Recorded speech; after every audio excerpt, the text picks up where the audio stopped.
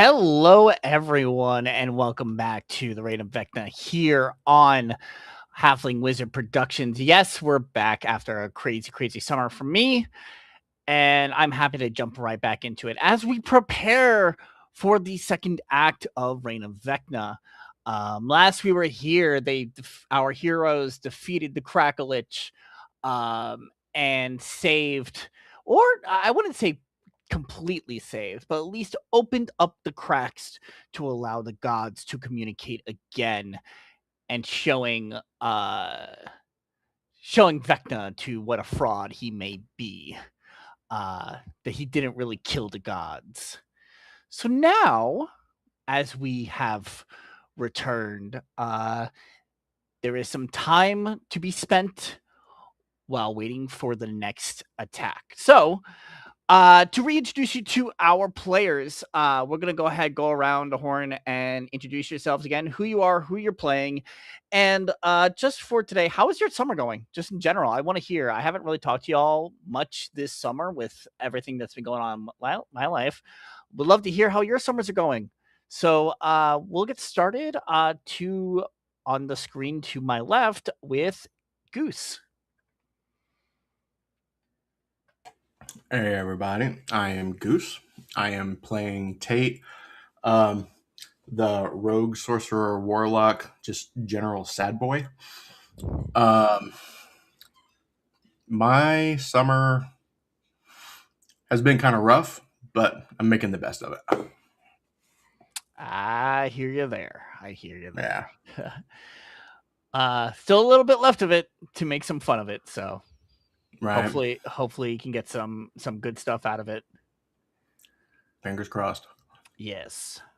All right, next up is Nick. Hey everybody, I'm Nick. I'd be playing the half-elf storm sorcerer by the name of Nero Aspengard. As far as my summer, it's been going pretty good. Knock on wood. I gotta find where's some wood around here. There we go. Yeah. So nothing to complain about. Awesome. All right. Next up we have Slayer. Hi everybody, I am Old Worm Slayer and I will be playing Ednus, the life domain cleric slash Oath of Vengeance paladin.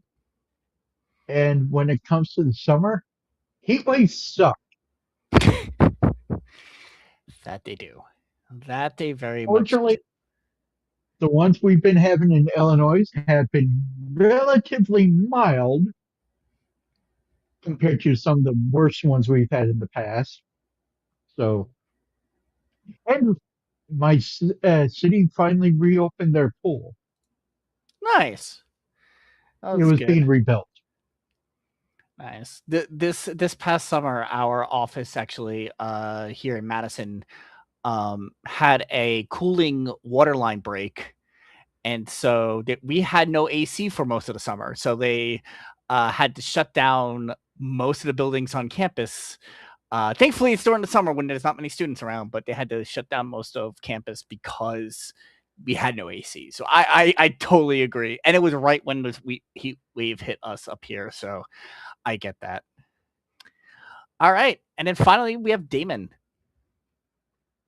Hey everyone, I'm Damon. I'm playing Eden, your Warforged Twilight Domain cleric who wasn't always a Warforged Twilight Domain cleric. Cool. My summer was pretty neat. I got to travel. I think last time we were here, I had just gotten back from New York.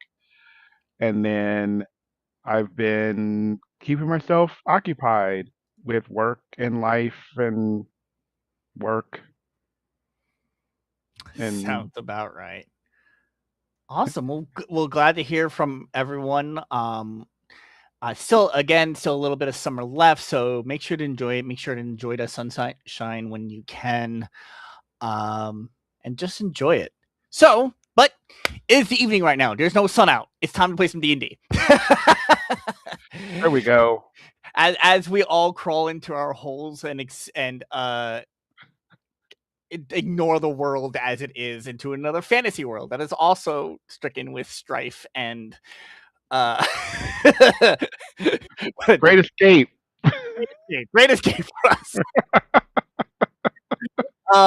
So as I mentioned at the top, this is going to be part of a bit of an interlude series of sessions that we're going to be doing. Focusing more on our players' character stories. A little bit of fun along the way. We still have our little PvP tournament between everyone to get used to doing things. And obviously our seed session that will bring us into part 2 of this awesome module. So a lot of really cool stuff coming up. So make sure to stay tuned for all of that. And also one note, unfortunately, we are missing one player. Kel could not make it tonight, but I have assured that he will be back next session, and I will make sure I drag him back next session because I need him next session. Anywho, for these sessions, they're going to be a little bit, probably a little bit shorter, since we're going to be concentrating on each of you as a spotlight each session. You'll find out who's getting spotlighted once we get into the actual session, and you'll be able to figure that out for yourselves. Also, I'm still working on getting Foundry up for us. There's still some tweaks and stuff I need to do. So today is going to be a no map day. So feel free to use physical dice, D&D Beyond, however you would want to roll. I'm using D&D Beyond myself. But there will be no map. If you get into combat, we will just use theater of the mind and pretend. One thing to note is to have your Discord open for the group chat, because there might be something there's going to be some things I might have to post in there for you all to see, since this might be a little bit more puzzle heavy. So,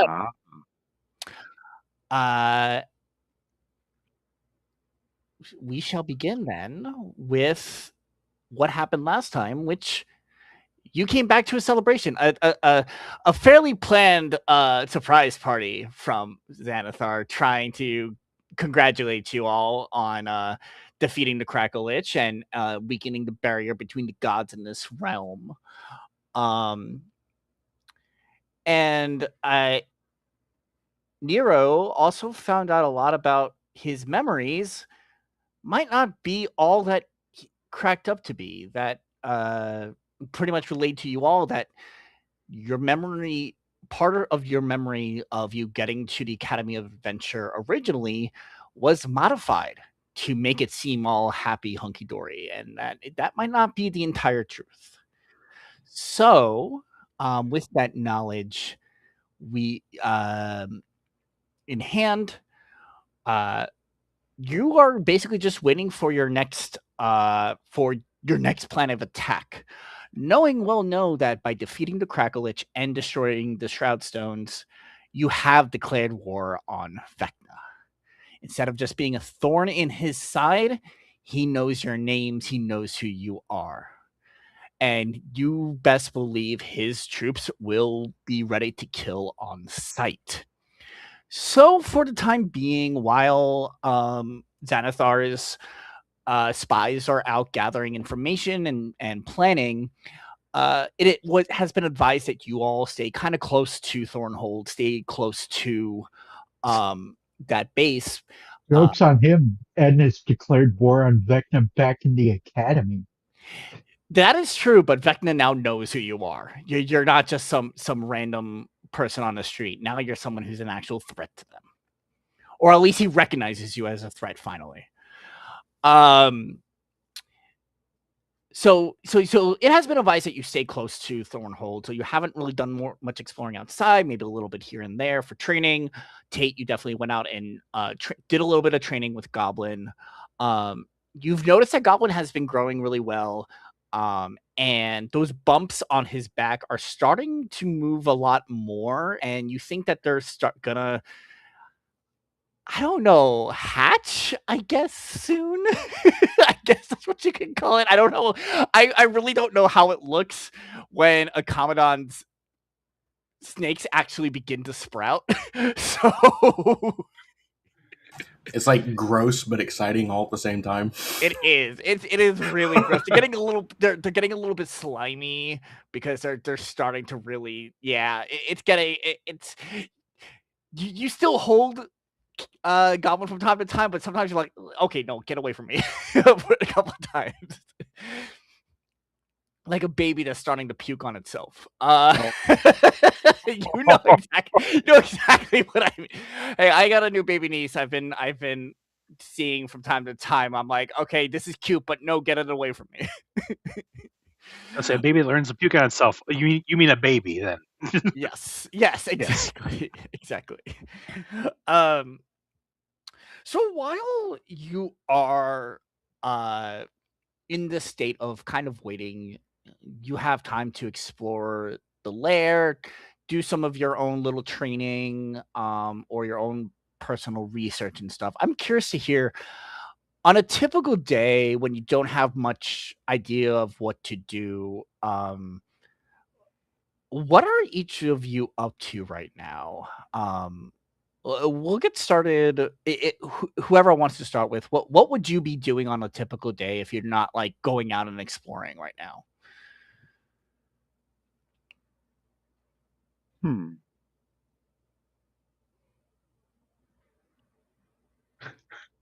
Don't I'd like everyone to talk think at that once? Nero would start to look at the books that contain spells and magic theory and Mhm. just like the academia of magic, and just immediately get bored with it and just kind of throw it over his shoulder, and then just start playing pranks on Xanathar's henchman.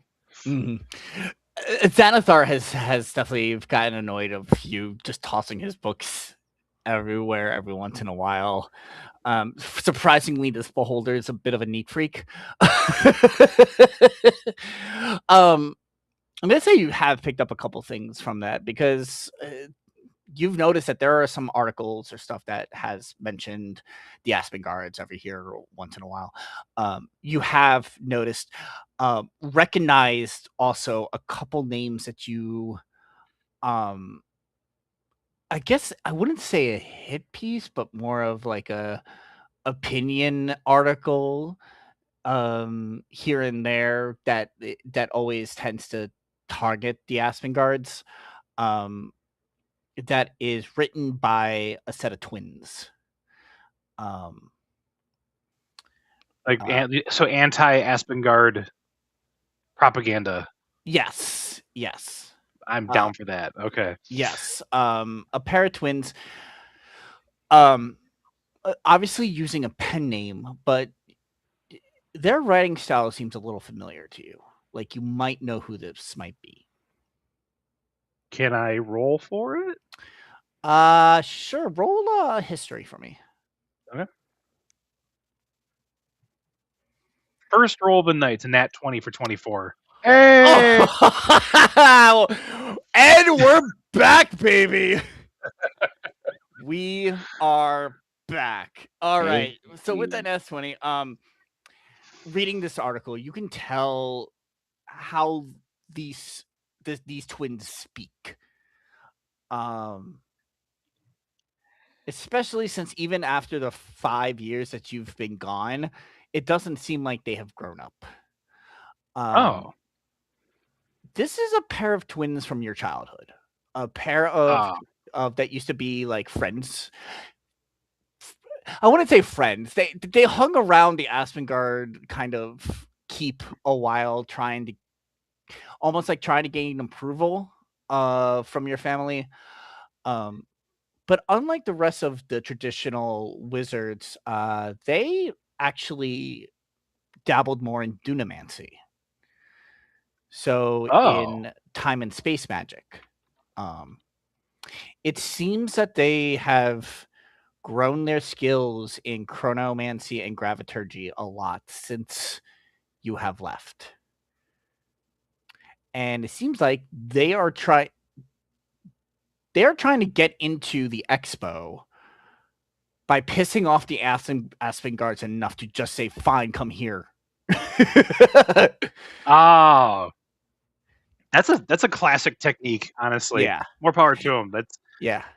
There are a lot of articles like this. It's not working. So yeah. You basically attack their pride and until they're like, "All right, come on, we'll show you what come we on, come got," on. and then Yeah. classic. I love it. Yeah.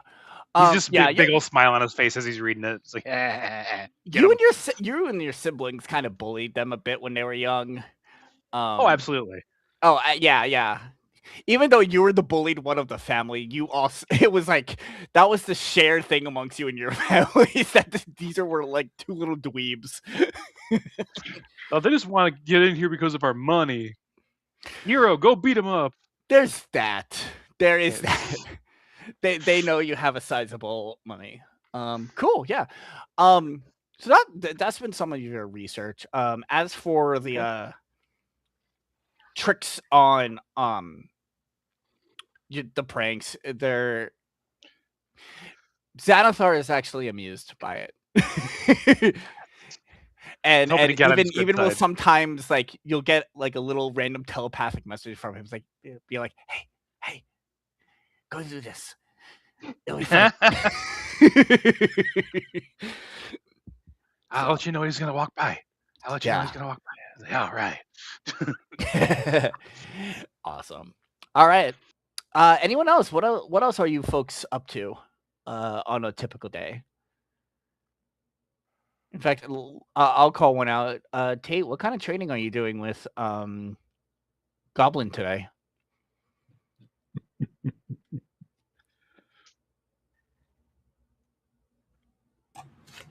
So we have basically gotten like disarming attacks, regular attacks, sneaking, that kind of stuff. I think Tate would be working with Goblin on like how to flank enemies. Okay. Like if he's coming up one side, Goblin sneaking around the other side, kind of thing. Yeah. Okay. Yeah. Cool.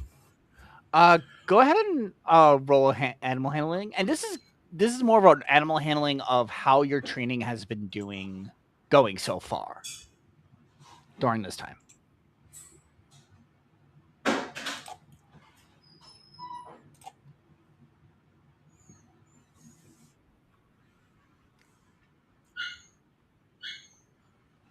All right.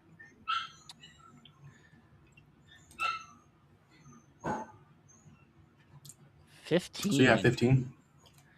All right, cool. So 15. It's been going well. I would say it's going well. You could definitely tell Goblin is getting stronger. Um, definitely maturing. Claws, teeth are getting sharper. And is doing a lot better with understanding you and your commands. So I would say uh Goblin is, I would say, very close to maturing. And you actually having a familiar slash companion in actual combat soon. Not there just yet, but I would say very soon. I would say that like while he's working on this, he would be trying to work on trying to build like that specific communication with Goblin, so that way like he's just trying to like will it into happening, like just being able to understand his cat. Yeah. And Yeah, then, yeah. oh, go ahead. No, go ahead. I was just gonna say, outside of that, like in his free time, he would honestly probably like be helping Nero like prank everybody and like talk to him and learn more about his magic. Sweet. Awesome. Yeah. Well, yeah, cool. So yeah, you two are like the terrible duo of the group who are pulling these pranks. That'd be fun. What is a notable prank that the two of you would probably pull on some of these henchmen or minions that are around?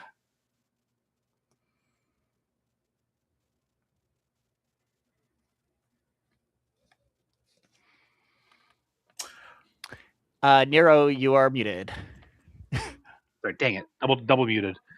Yeah, he's got Tate running into a room where a bunch of people are working quietly, like frantic as hell, as he does a minor illusion of like some horrible beast is kind of slithering behind him. Yeah, Oh boy, oh boy. that's the That level of total what looks we're of total looks of fear and just Yeah. like frantically running and screaming.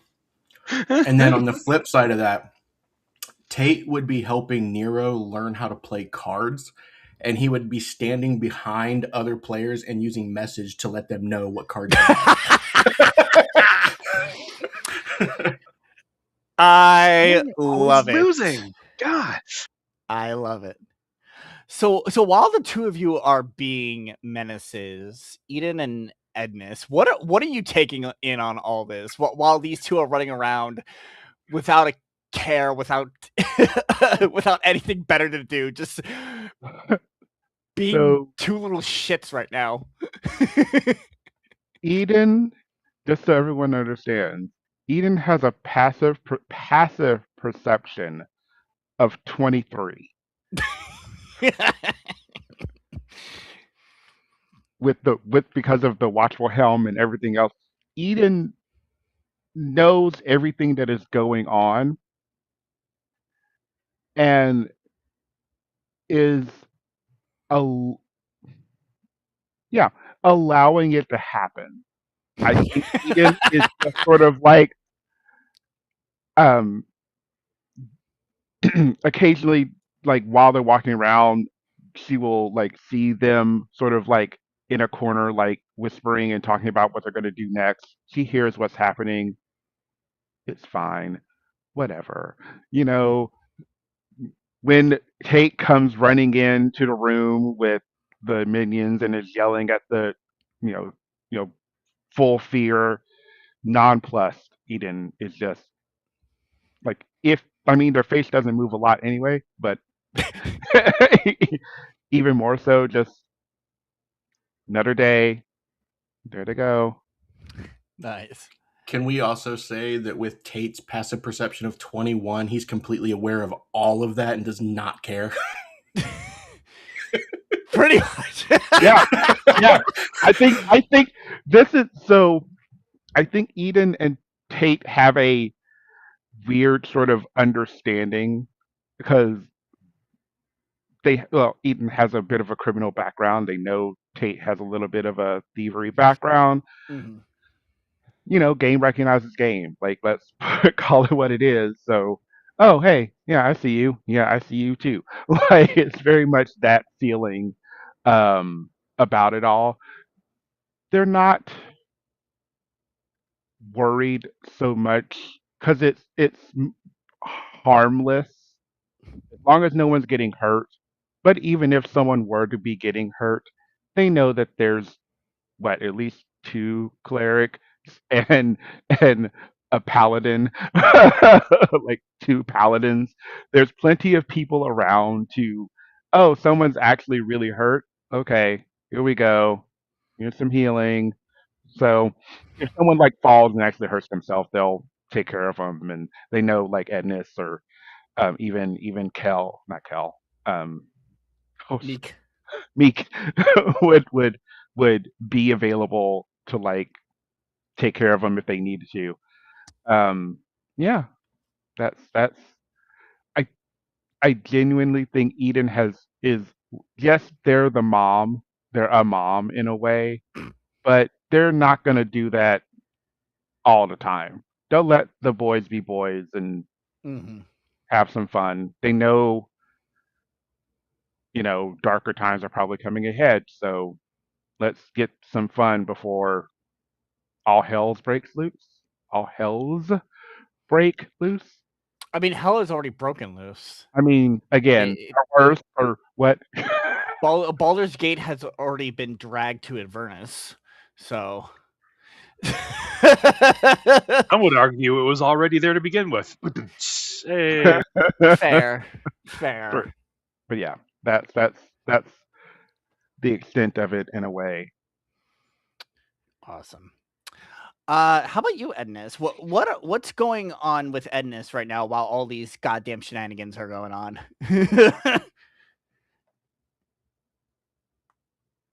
It's, that's basically how Edness is reacting to it. Kids, Kids, kids these days. Oh lordy. pretty much. Well, Uh, Albert on the side when it comes to doing things that Edness is doing. mhm, Edness is doing a lot of praying because they haven't been able to pray in a very long time. mhm, mhm. Well, is there any specific praying and prayers that he's concentrating on doing, or is it just general? Just general because of Okay. the fact that uh, the world has gone to shit. We're finally able to interact with the gods in a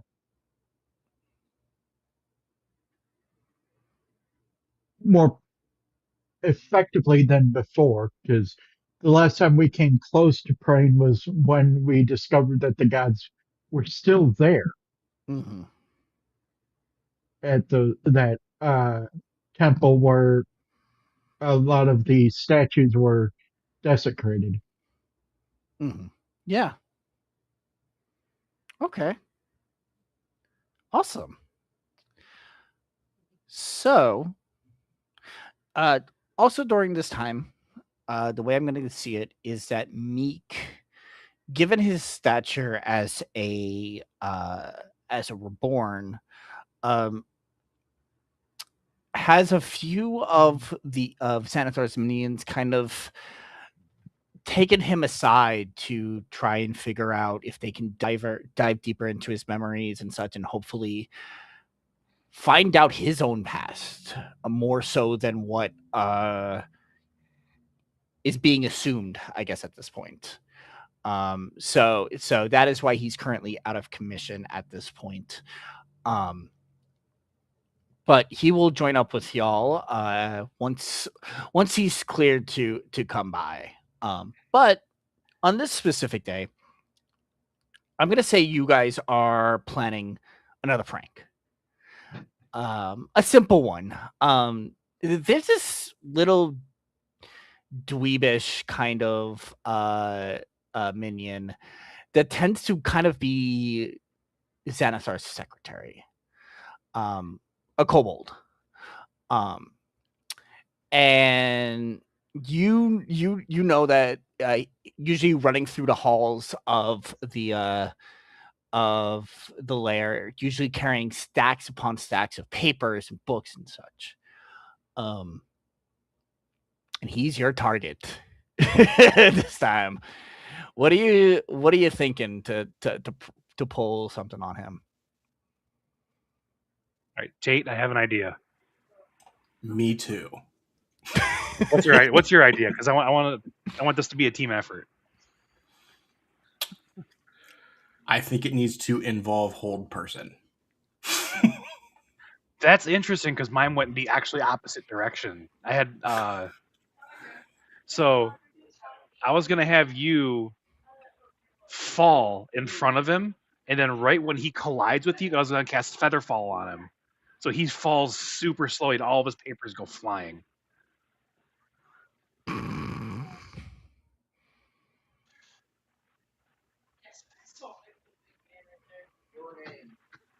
I like it. We're down. I'm All good right. with it. All right. So, It's like high school all over again. oh yeah, so you see this little scrawny little kobold running up. This is like a huge stack of papers, and he's kind of um like he's been sweating, running back and forth. And he's about I'd say about 30 feet away from your location as he's running through.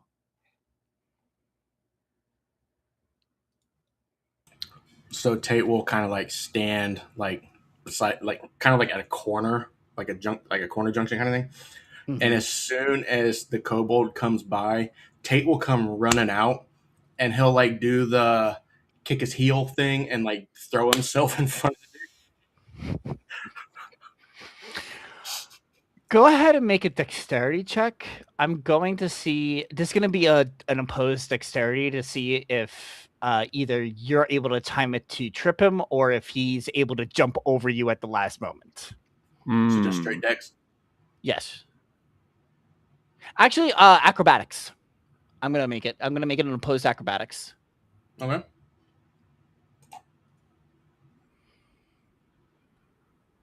$24. Okay. Okay. It's a nat 20. Oh, that's all you needed to say. So he actually rolled a 21 on a 19 on the dice. Ooh, so that was close. So what happens is you jump out to trip him, and he does notice you, and he goes to try to jump over you.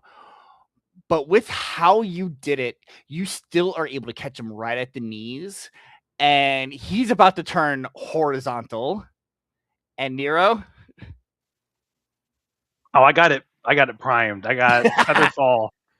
It's like Man. he's aiming right down the sights of the top of his hand. Powed right as he's midair. Fantastic. Yeah.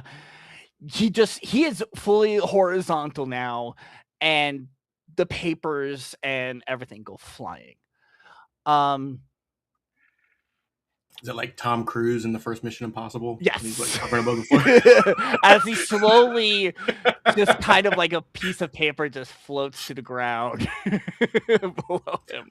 Since Tate's laying on the floor right under him, as he's like kind of floating there, he's gonna roll over and just smile and boop his nose, and then get up and walk away. Nice. Wow. I would like You to. do. Go ahead. No, go ahead. No, I was gonna say that you would have heard that. Like, just wow.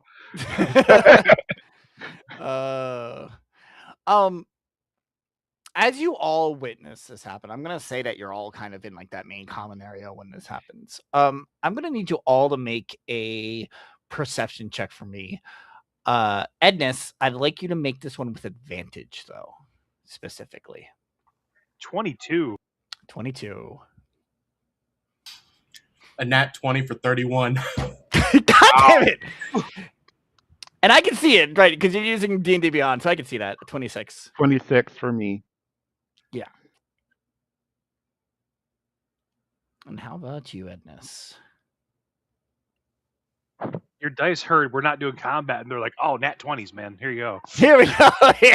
Here's a maybe not doing combat. Next session, dog shit. Yeah. Right. And Edness with the 22. All right. So you see all the papers slide across the ground, and you recognize a lot of them. Maps, dots, different folders, various things that you're used to seeing. Except for one. A scroll that is crimson red. This is a type of like paper that you haven't seen come through since you've been here. Edness will try to catch that scroll midair. Go ahead and make me a dexterity check. Let's make it athletics to catch it. Or sorry, acrobatics.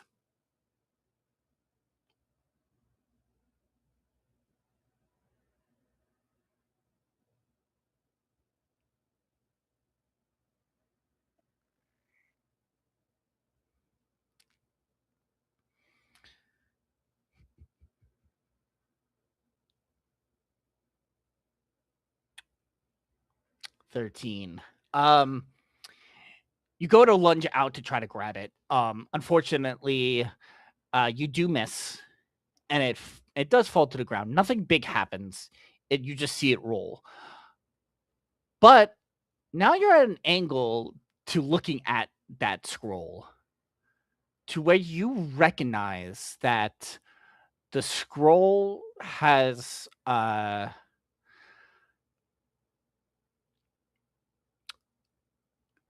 you could feel the magic irradiating off of this scroll without needing any sort of like detect magic or anything because you've been around this magic nearly your entire life.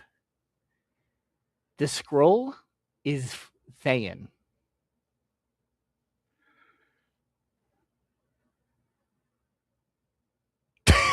Agnes will get up and pick it up.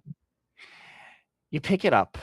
Um, it is a, like I said, crimson red scroll. You can feel the magic irradiating on it. The magic you're feeling on it is a protection type spell.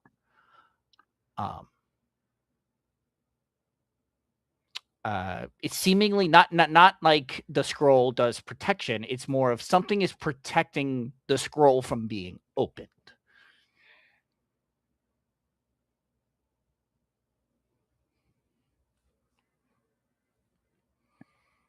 Is everything okay, Agnes? This is Thayan. Oh, I kind of look at the kobold. Where did we get that from? Oh, uh, uh, uh, and you see it like the kobold starts going through all the other papers trying to find his own dossier of everything. He goes, uh, uh, oh, that was picked up in the Neverwinter Woods. Uh, I think you deal with a few red wizards over there. It was recovered from their camp.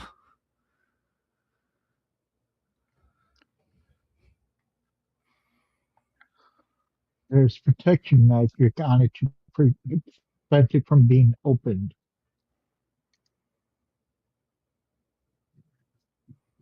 Is that a good thing? Bad thing? Do we Well, it's want a to know red what it? scroll, so it's probably got fireball in No, no. No, that sounds accurate. I'm pretty sure that's exactly how it works. um, Ednus, go ahead and give me a history check for me. Okay.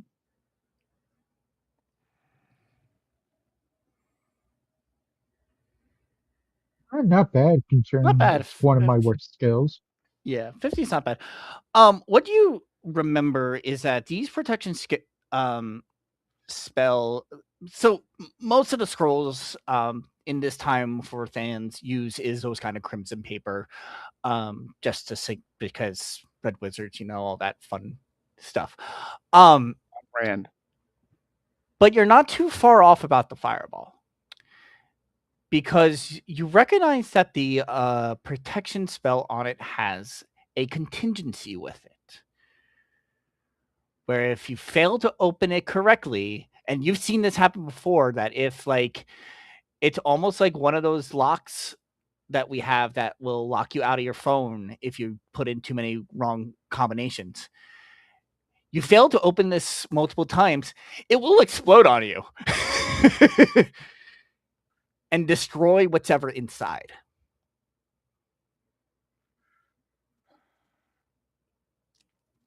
Okay. Yeah, Well, obviously.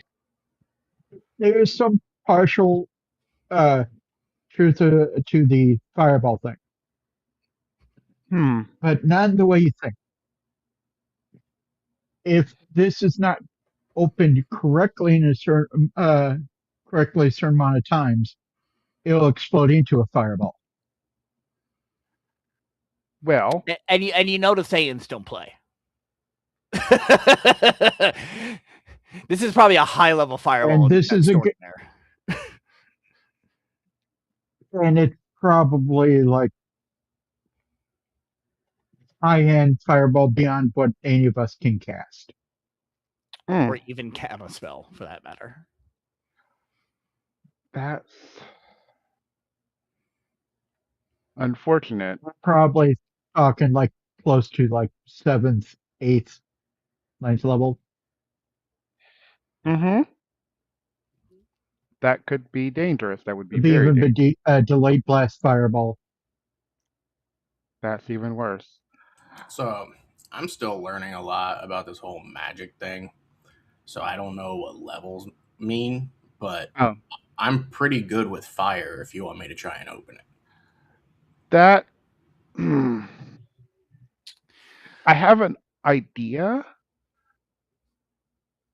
but my worry is how well it'll work. Because I can cast the spell magic, but So I, I don't know how if I don't want to if this is a I don't know if this is a magic trap. It sounds like a magic trap, but if it's there's a possibility that they don't want you to dispel it. That might be an instant sort of trigger. I've heard of things like that happening. Um, Sometimes they are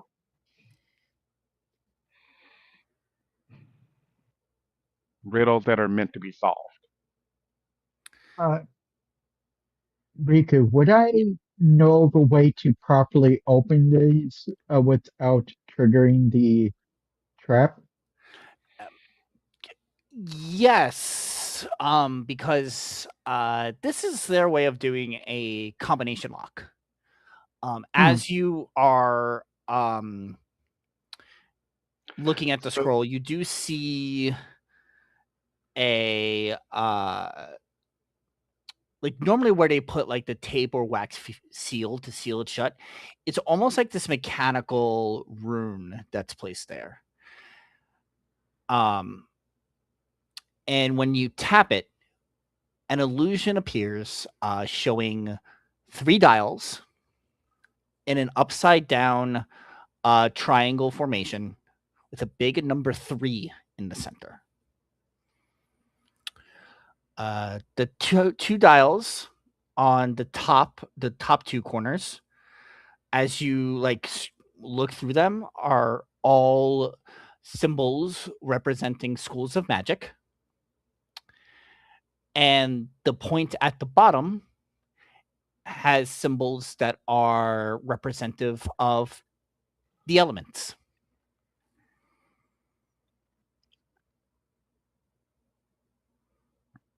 okay. So I don't Hero know a goes lot and about retrieves magic. that book that he threw. What? So I don't know about a lot about magic, but I do know a lot about locks. Same. I think that 3 is probably a countdown. Yes. I think we get 3 chances. Then Right. I want you guys to know that I have my highest level counter spell ready to go just in case. And in his mind, he actually readies Dimension Door and picks a spot like 500 feet away. I got your Wow. back, guys. I got this. So Wow. you're just readying for a brute force method, aren't you? Yeah, it's like, in case everything happens, I will counterspell Dimension Door and everything will be fine for me. Oh, what was that? Uh, I will. everything will be fine. I'll turn to the kobold. Is there a safe room to open this where we won't cause uh, an Too much extensive amount damage. of damage? A safe room? Well, I don't think so. I don't. It'll take a little bit for us to build one, but I don't think we have one. Oh. Okay. Then Um. I suggest I, you get out of here with those documents. right. Uh, I uh, have an option. Um. It's not a lot of space, but I can tiny hut us. But if the fireball's like 20 feet. If it's a fireball, I mean, it might stay, but it can, it's something. It's not perfect, but it's something. And we can be in it and stay contained.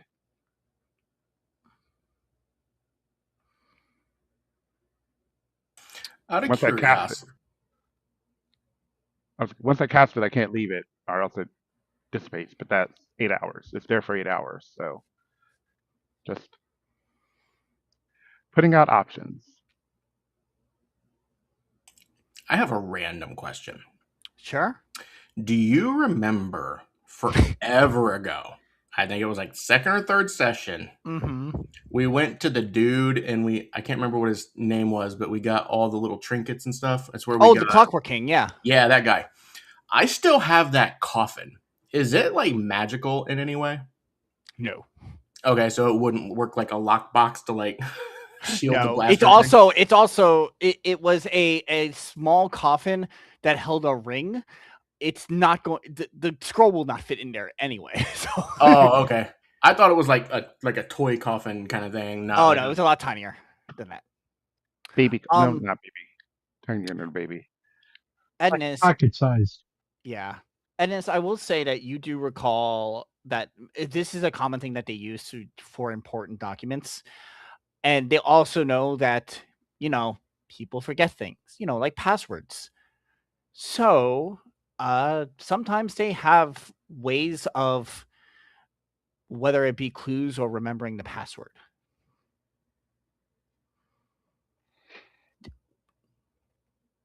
All right. I'll point that out and say, just in case, look back a bit in case I mess up, so that way I take the brunt of this.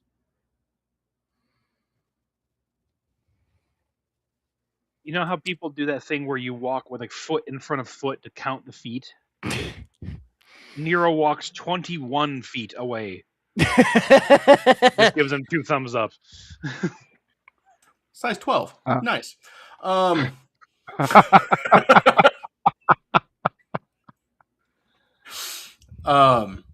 Tate is going to look at Edness. Do you mind if I take a look at it for a second? And if he's okay with it, then Tate would try to just like investigate the mechanism as a whole, like looking at it from like a lock perspective. This will reluctantly allow it, but we'll say, please be careful. This is magic from my homeland. They don't play.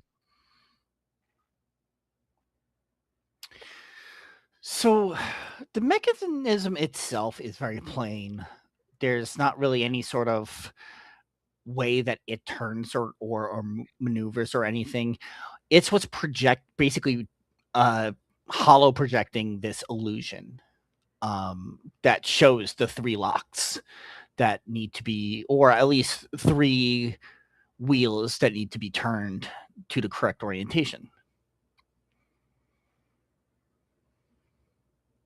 Would Tate be able to like see like any kind of pattern like in it, like any kind of like connection between the wheels?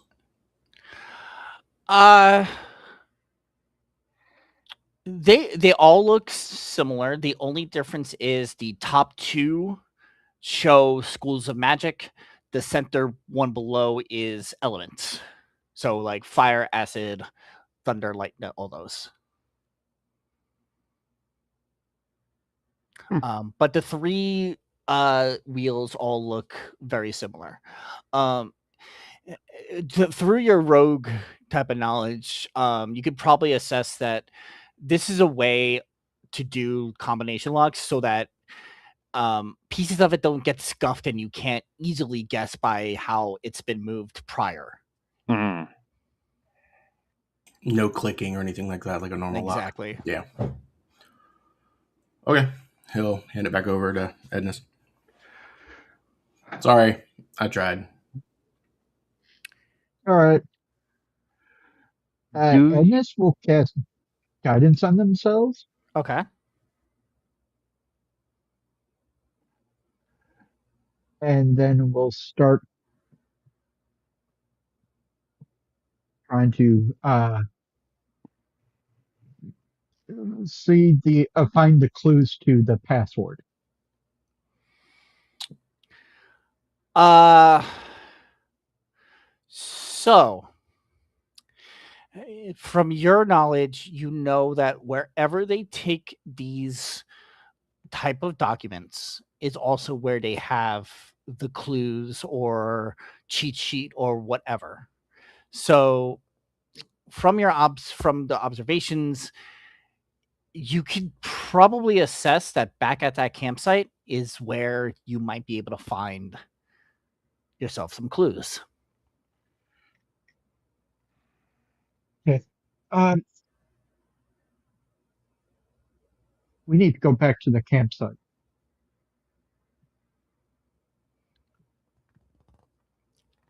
well. I'm I Damon wasn't there.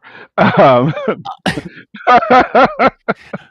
So but so this is on your way to, I think actually it was on your way going to Helm's Hold originally. mm, You stopped and camped along the way right on the edge of Neverwinter Woods. And then realized that just a few yards into the woods was a Red Wizard campsite. They were planning on using the Neverwinter Woods with a lot of the necromancy that the woods hold in general as a new kind of base site for the Thayan Red Wizards, and y'all easily dispatched them. So that's what happened in the past got it. for y'all. So It's maybe we a should couple day journey. make our way there. If ever, I'm fine with going. We should talk to Xanathar first. Sure. Yeah, I'm down with going. Let's go. We can get with Xanathar, make sure we're staying on his good side. And might be able to get one of his bears. One of the teddy bears. That's fair. Sure. Yeah, so you get you talk to Xanathar. Xanathar's okay with it. As long as you have one of those tokens so that you can get out of there fast. In case any of Vecna's forces show up at all. But he's okay with it as long as you have that kind of protection. Got it. Well, that's why we came to him.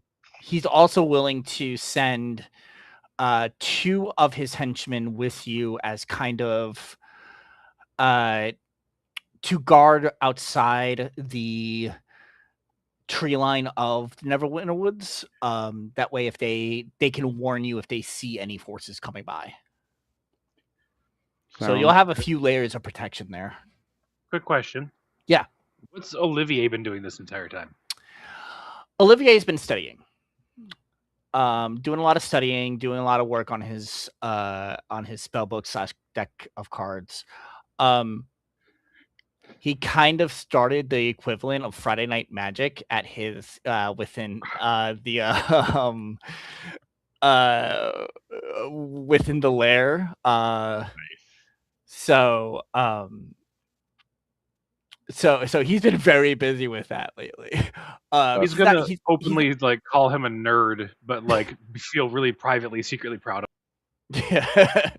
Hey, I resembled that remark. So he's not gonna join you on this one. It's just gonna be you 4. Okay.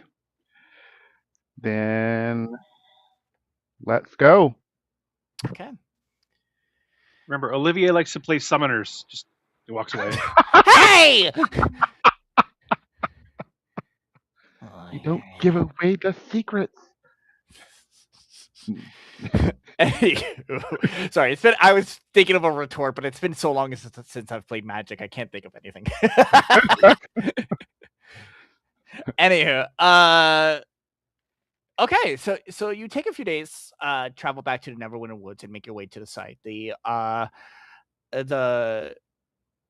creatures and henchmen that were sent with you station themselves right outside the tree line, so they're watching the roads to see if anyone comes. As you walk into the site, um, this is the first time you're seeing the site in daylight, so you can see a lot more, and it looks like a normal campsite. You see a cooking area, you see a um uh, like a workstation for like a captain, you see supply crates, you see broken down tents, and of course in the center you see the ritual circle where you saved those dead bodies from being resurrected. um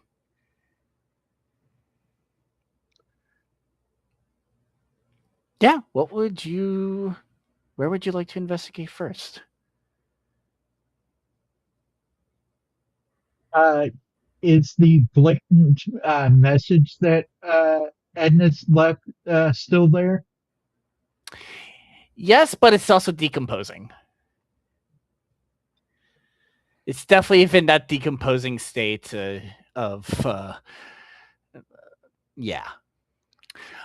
It's odd though, Yeah. because the Neverwinter Woods are very heavily known for its undead and necromantic activity. You would think the corpses would have moved by now.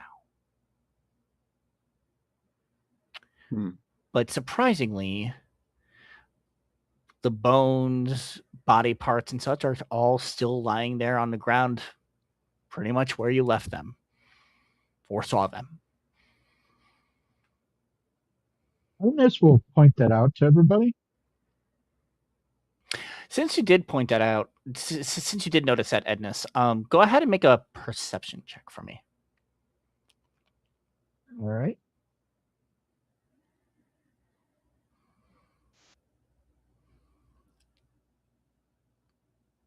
26. 26. All right. As you enter the site, and you notice that these are all around, you look around, and you notice the trees. A lot of the trees have this rune etched into it. Um, and it's an easily known rune of a protection spell. Um, Essentially, when they set up this campsite, the site has been set up to ward any outside necromancy into this area.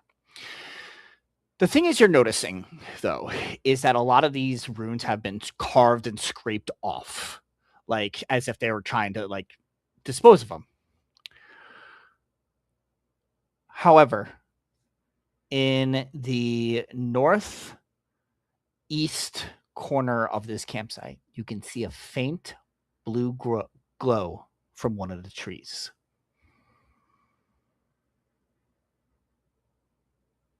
I'll approach that tree.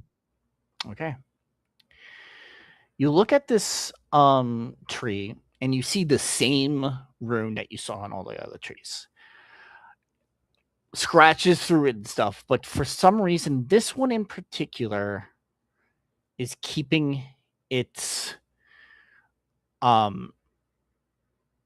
it's keeping a little bit of its magic. Unlike the other ones that seem to be completely, I guess you could say, turned off.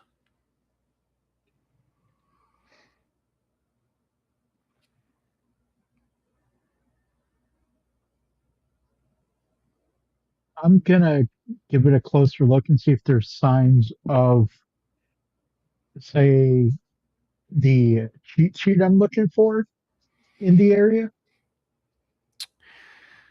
Uh,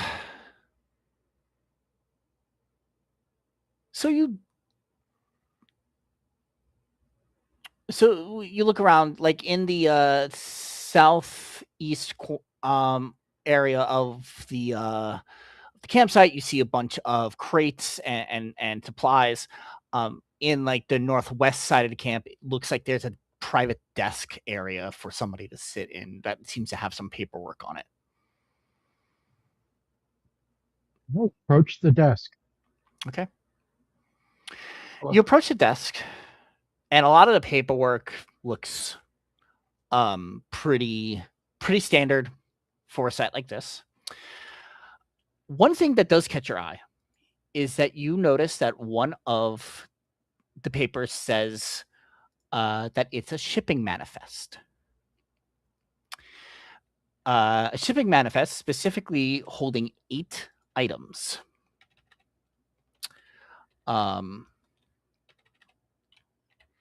That said, I am going to put into our Discord chat exactly what it says on the paper.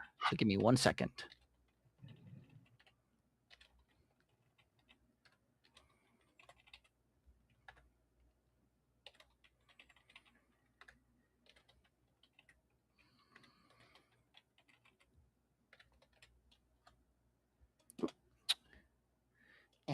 Nope, that's not what I wanted. Stop it. Stop it. Stop it. There. All right. It's in our group chat.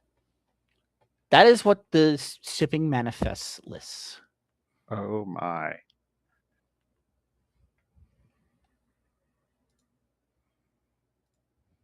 Do I recognize this as Thayan code? You recognize it as code of some sort.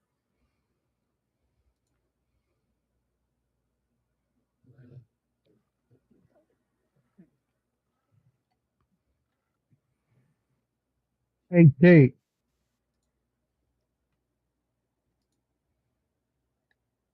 Yes. come take a look at this. He'll walk over. I will as well.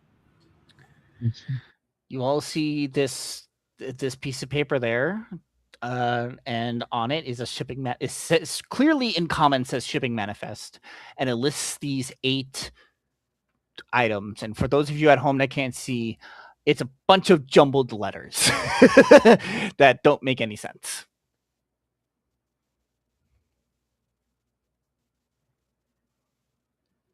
Huh.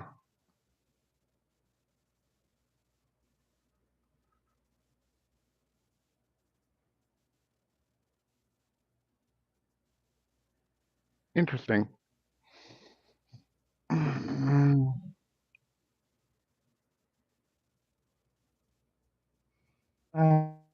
What kind of check would it be to try to decode this?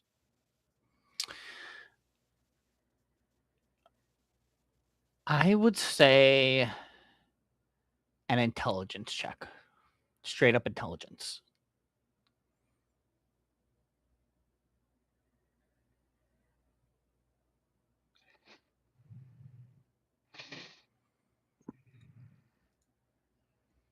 I can give that a shot. Go for it.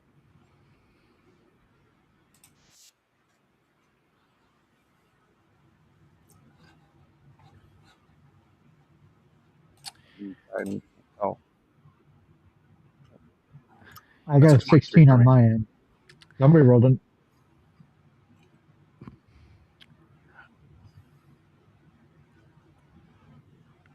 You all know this is yeah. So Nero, Ednus, and Tate, you know this is some kind of cipher, but it is gibberish to you unless you have the key to it or some type of clue or key on how to solve it. yeah.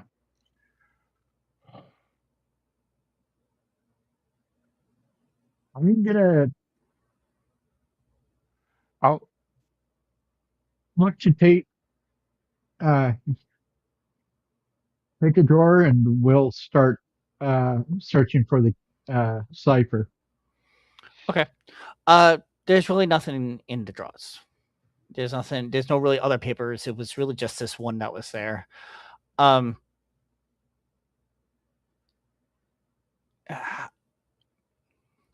with the risk of giving something away, how deep do you look at it? How detailed do you look at this paper? I do the I get a light source and pick up the uh manifest Mm-hmm. and see if there's like anything hidden that's it can't be seen without candlelight. Yeah. So you do that. You do notice something on the bottom corner of the page, but it's not exactly what you think. Um, not exactly something that you can only see with light, but it seems like just how the transparency works. There might be something written on the back. I'll look on the back. You look on the back, and in the corner, you see a scribble. I posted that scribble. Huh.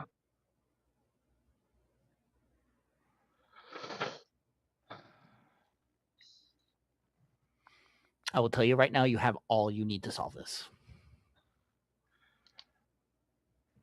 Hmm.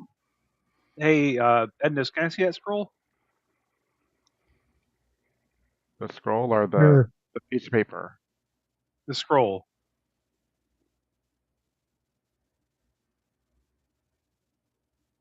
I show you the scroll. I'm going to look at the 8 schools of magic up top, Mm-hmm. and then the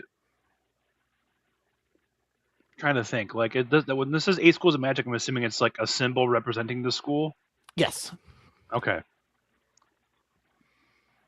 and obviously, as an arcane caster, you know of who lived in a family that specializes in all 8. You know what each symbol means. Right. So that's the first thing I clock is that there's 8 names and there's 8 schools of magic. Mm-hmm. Mm-hmm. So obviously each name pertains to a different school, but what about the elements? There's also 8 elements: fire, cold, acid, uh, fire, cold, acid, thunder, lightning, uh, necromancy. Radiant, Sorry, radiant, uh, necrotic, necrotic. and there's one more I'm missing. Poison. And then you got the times numbers on the side. Mm-hmm.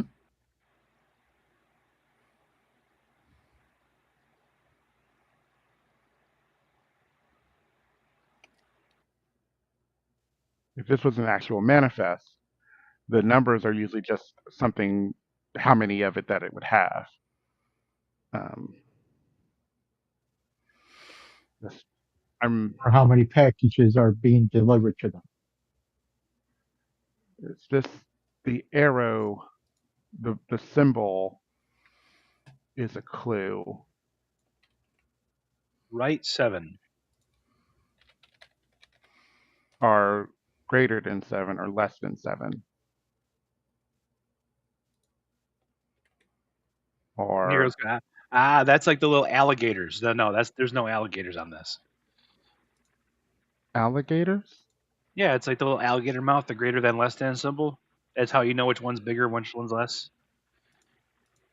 You guys didn't know about the alligators? I know what he's talking about. Yeah, like you have like B and A, and then you have like the greater than less than symbol, and that's how we were taught to recognize like which one's which. Is that it's like an alligator mouth going for the biggest one. Ah, I know what it is. I'm just Eden wouldn't. I'm actually gonna go ahead and given that I have this here.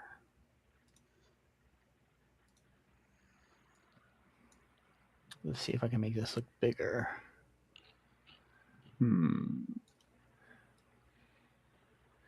Yeah. Goddamn notepad. Let me see. There we go. Uh-oh.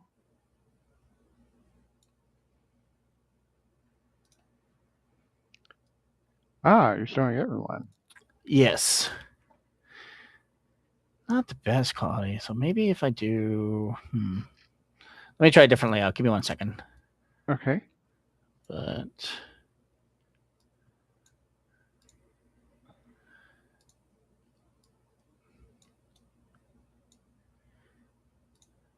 There we go.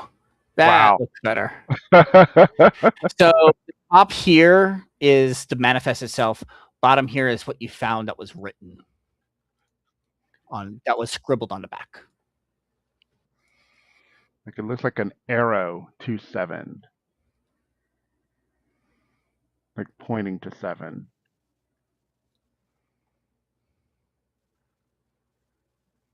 Mm-hmm. That went a little bit too far. There we go.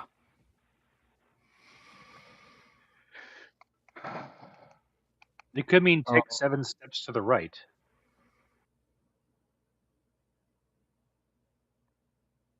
But I think it's a symbol to decipher the cipher.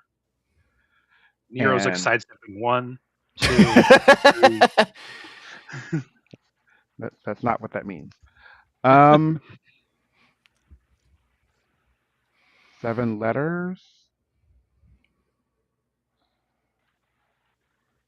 Maybe each letter you're supposed to go advance in the alphabet 7 to find the actual letter. What's the seventh school and the seventh element?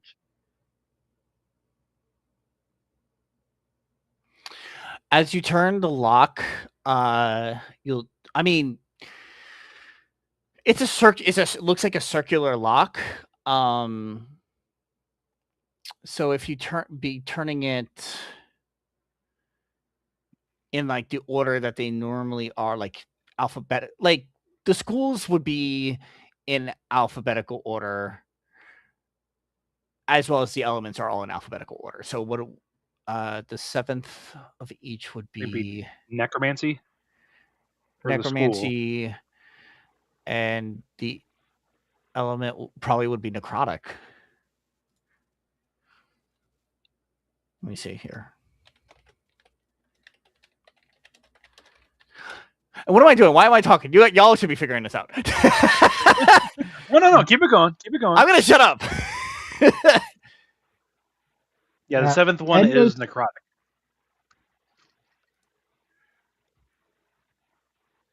And this will, turning to the right, will go to the seventh school and the seventh uh,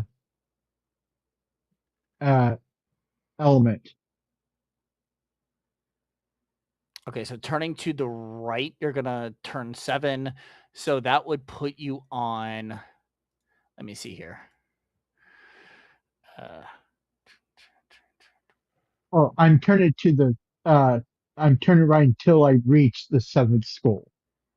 Oh, okay. So you land on necromancy on one of the. Which of the 3 dials are you turning? I'm gonna go for the first one. Okay, the first one on the left, you turn to necromancy. I will say just for starting standards, the top right one is at abjuration, and the bottom one is on acid. Just for like default. Okay. Then the right one, I'll also turn to necromancy. Okay. and then rotate the last one to necrotic. Okay.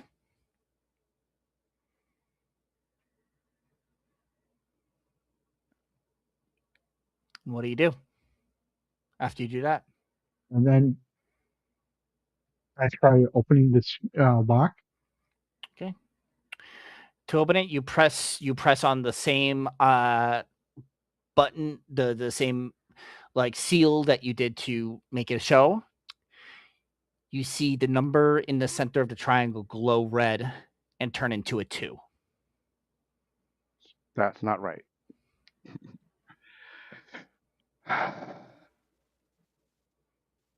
Okay, so the right 7 might be whatever school of magic we choose first.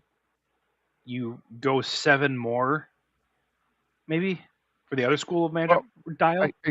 I don't think the 7, I do not think the symbol here on the back of this is to open the scroll. It is to solve the cipher.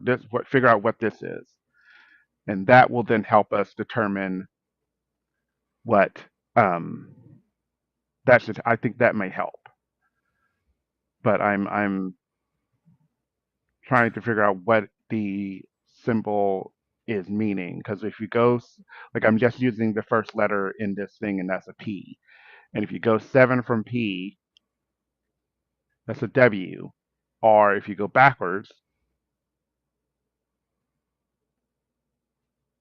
shit, 1, 2, 3, 4, that's an I. So but then if you do the U, it's not quite right. U becomes either B or N, and that just doesn't become a word. At least it doesn't start to become a word. So I'm trying to kind of figure out a little bit more. Oh,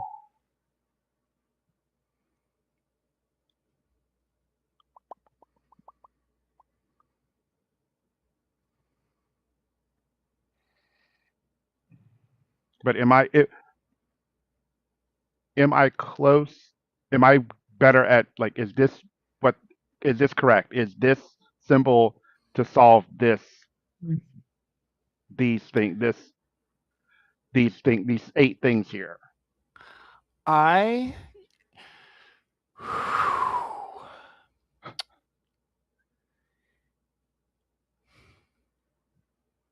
I'm gonna have you roll an intelligence check. Depending on how high you get, is how outright I tell you. Okay. And only you are gonna roll it. That's a 5. You see a manifest on a piece of paper and a scribble of an arrow to a 7 on the back. Yep. It can mean anything to you.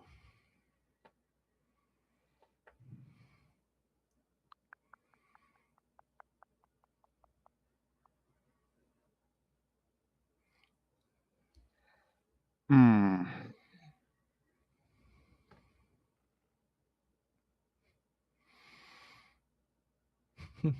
Anyone else? So, looking at no, I just shot my idea in the foot. Never mind.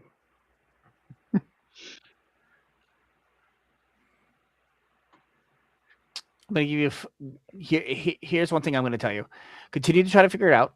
I'm gonna give you 5 minutes, and then I'll give you a small clue. Ah. Okay. Okay. So yeah, I was thinking like number 3. My theory is how each of them have 2 words. One is the school of magic. One is the element. Okay. And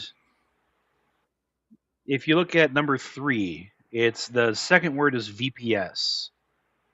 Uh Now, huh. there is no school of magic that is 3 letters, but there is an element that is 3 letters, and that's air.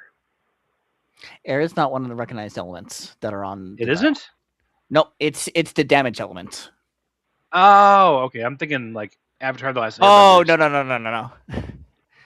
Oh, okay. That'll give you for free. That'll give you for free. I'll take free hints all day. Well, crap. Now there Yeah. really That was- isn't a damage that is 3 letters. So Okay. So 1, 2, 3, 4, 5, 6, 7. No, that's more. Oh, but I.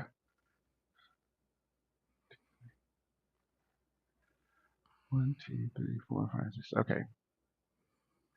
Okay.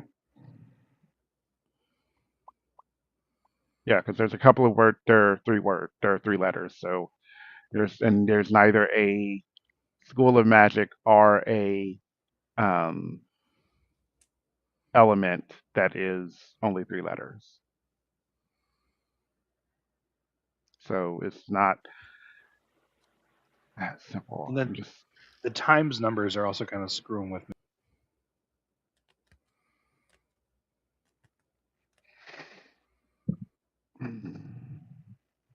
Yeah. What if we put them in, and instead of this order, we put them in the order of smallest to greatest based on the times numbers?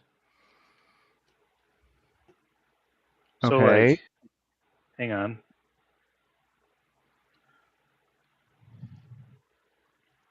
So it's number 7, then number 3, then number 4. Wait, it goes 1, 2, 3, 4, 5, 8, 10, 12.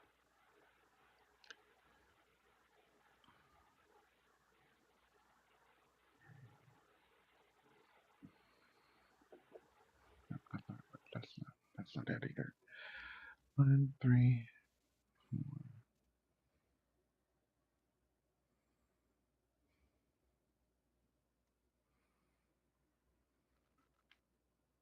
Mm-hmm. I don't know if that helps at all. It's just something I was thinking about. We're in the throwing stuff at the wall and seeing what sticks part of the. Right.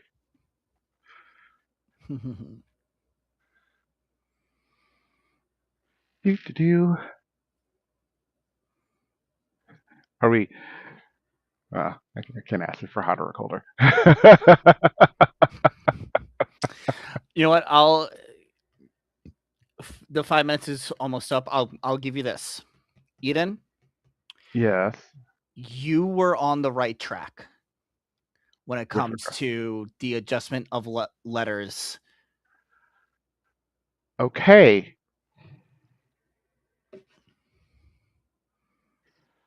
Okay. That's something. I will tell you this. The rest of what all you are thinking, you're overcomplicating this. That's my whole brand, man.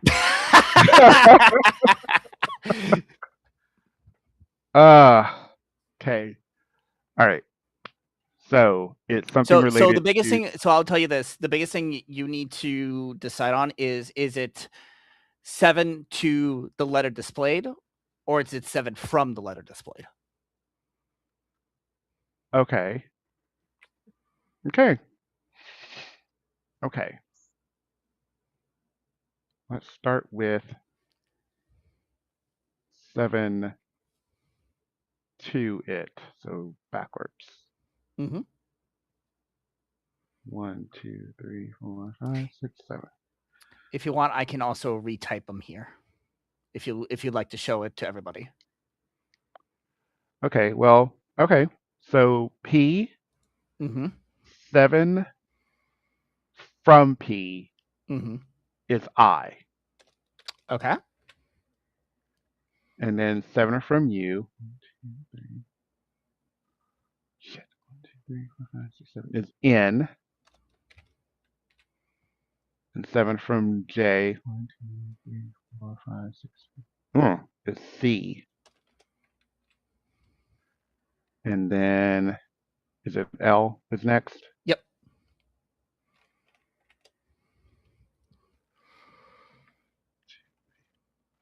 Is E, and then U we found was N, and then Z is S, and then L is E. Okay, so that's incense. Hey, hey, hey, hey. That's an actual word. You found something. Okay. Oh boy, this is going to take a minute. But okay, here we go. But that may help me. Hold on. Come here, you. Get over here. Okay. Oh. So I started at the bottom, Mm-hmm. Uh-huh. letter going left. The two words in order are nightshade extract, Okay. which is a poison. Aha.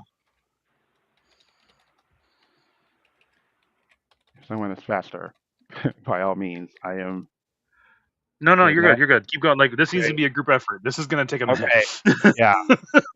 I'll take number 7.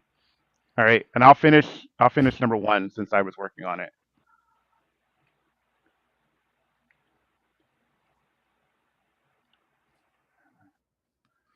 That's R. P was I. B. Ooh, 1, 2, 3, 4, 5, 6, 7.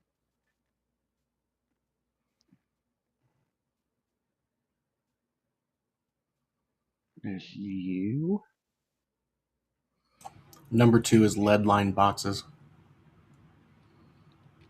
Okay. Oh gosh darn! I'm losing my imaging here. Go away. Wait. Dang it, I have to start over. Hang on. Yeah, I've messed myself up.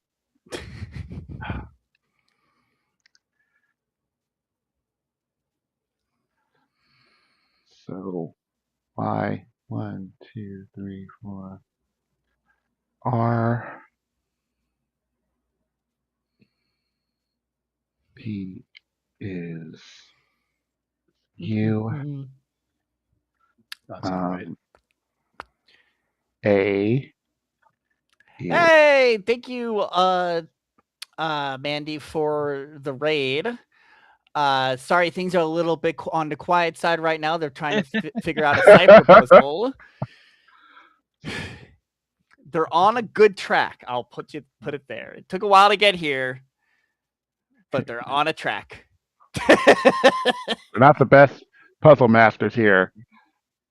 My husband would have gotten this in like 20 seconds. I would have been pissed. I will tell you this entire little bit of an adventure. I was on a big escape room kick at that time. So I apologize. A. 1, 2, 3, 4, 5, 6, 7 is T.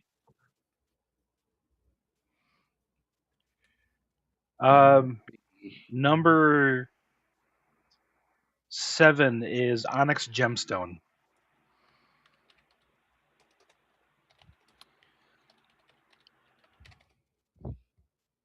Number 3 is lantern oil. Oh no. I'm on number 6 now.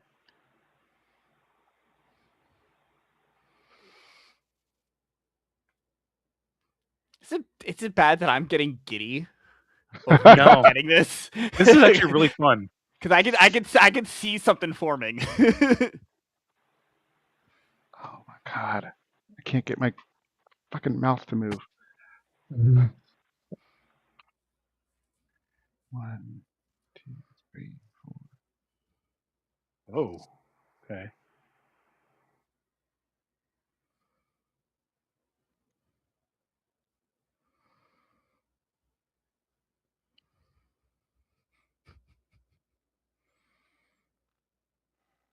This is gonna be a fun one. I'm pretty sure I know what that is. Number So 6 is instant. ink, comma blood. Ah, and then the other part of number 1 is ritual. 4 is Alright, I'll unholy take water. 4 is what? Unholy water. All right. One more word to figure out, or 2 words, I guess. Okay. S I P.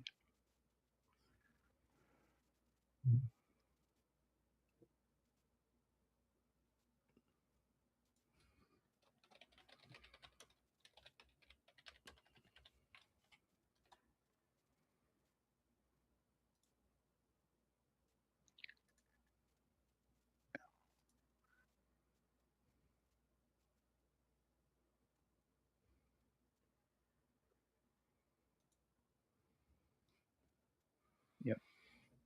The first one of number 5 is 5. shovel.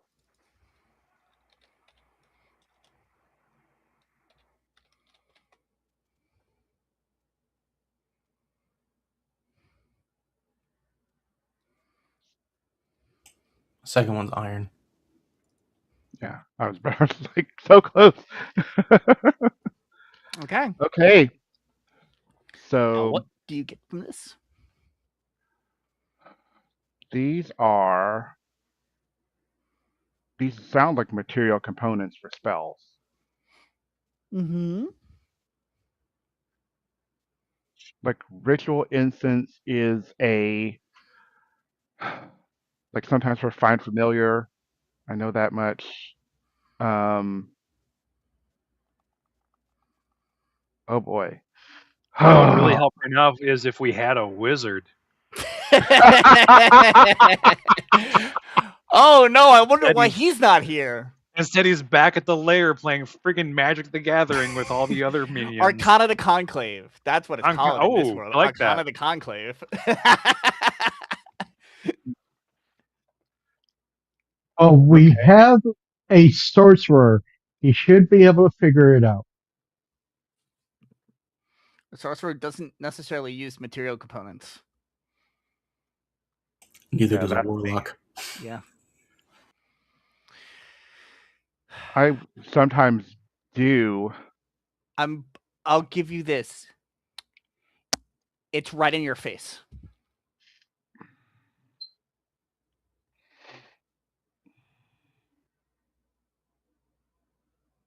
Unholy water No. or blood ink. Like those are blood. So necromancy components. Think about less about what they are. Oh, wait.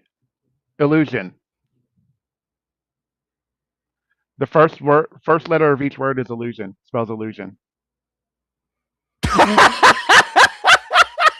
Sorry, Nick, Brilliant. your face. The face when you Brilliant. That's oh my god. If there was one thing I was good at was seek and find as a kid. Sorry. And also that's like a classic cipher thing is like the first letter of each like sentence is spells a word that like you're trying to spell help. But that it's illusion. Except the for first illusion's a second letter seven-letter of each word. word. ILLIUSION. Nien. ILLUSION.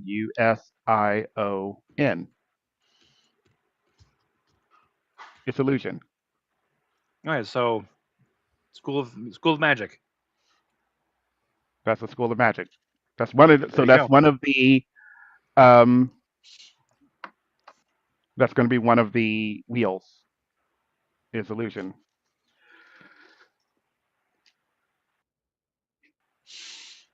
Nero is gonna stand up and walk over to that one rune that still works, and he's gonna inspect it. Okay. Yeah, no, it's still working. It's scratched out, but unlike all the other ones that have been scraped off, um, for some reason this one is still has its magic working. Can I roll an Uh, investigation to see if I can find out why that is? yeah.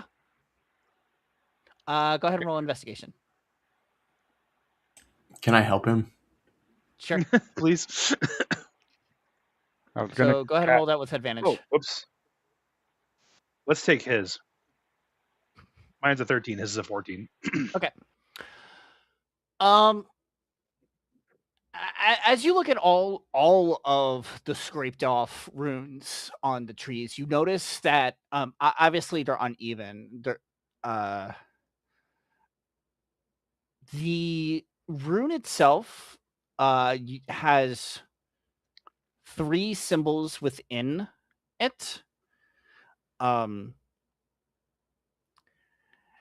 and what you notice is that all 3 symbols on all of the other ones are all scraped off. This one of the 3 symbols does not have a gash in it, which is why you can infer it's still just slightly working. Go ahead and make an Arcana check if you want to figure out what that symbol is. Guidance.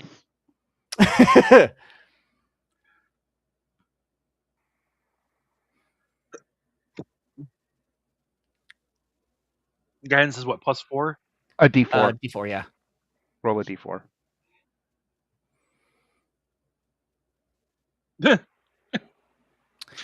Nero's not good at school, okay?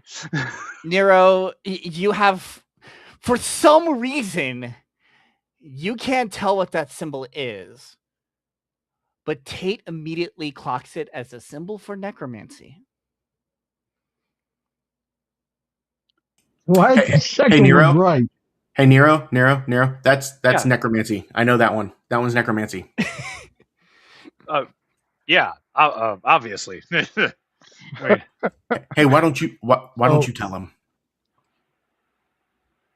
I can hear Yeah. you. Shh. Nero's got a passive perception of 14, so he's just like.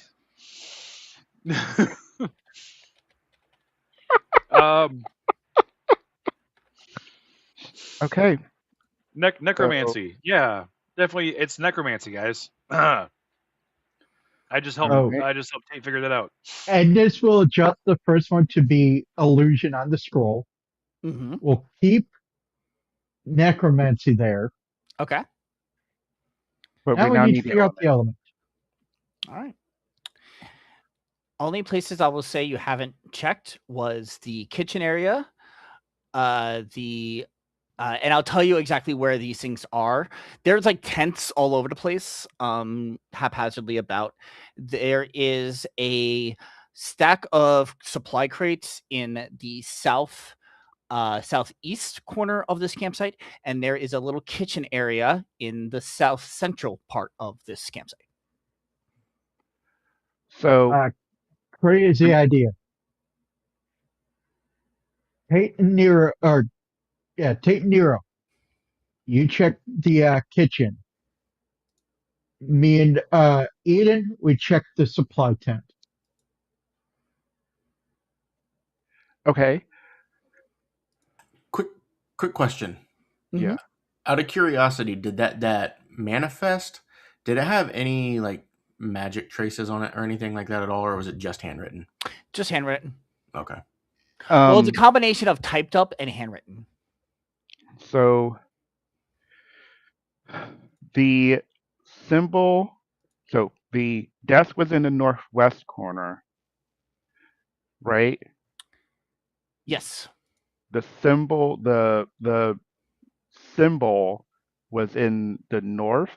Like The symbol was in the northeast. okay.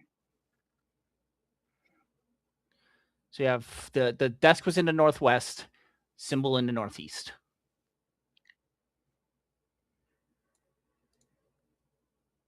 So south. So yeah, we'll go Yeah, let's check both areas. We can split up a little bit before we make the last sort of thing here.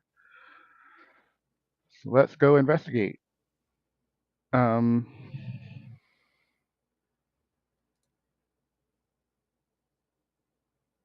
yeah.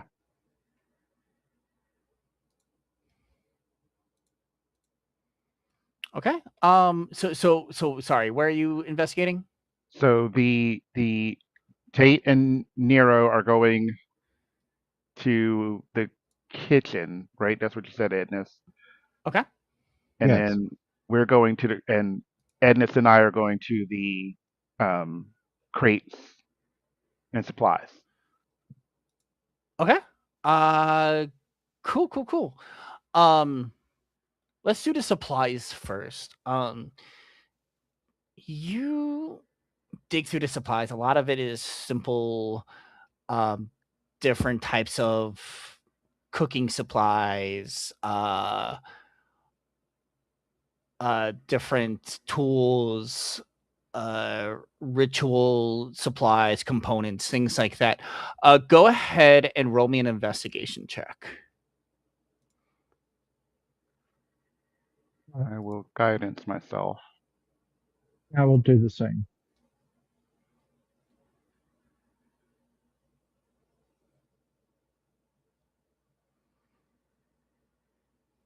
28. 28. All right. Let me do a couple rolls for you. 'Cause there are a few things that you find that you might seem a little interested in.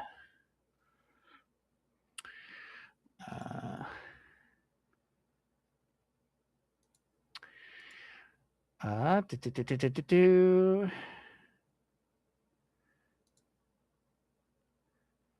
I'm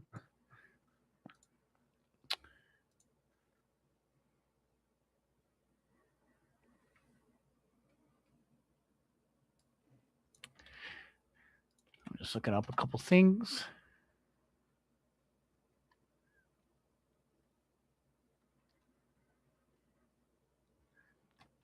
Should I? No, that's not what I want.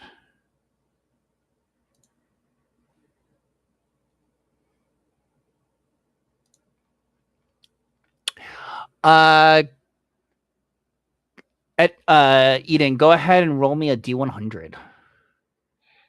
Okay.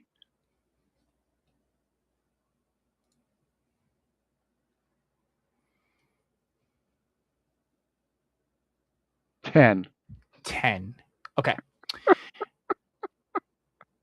Go ahead, and then Edness, you were looking. Who else was looking with you? Edness. Edness, go ahead and roll a D100.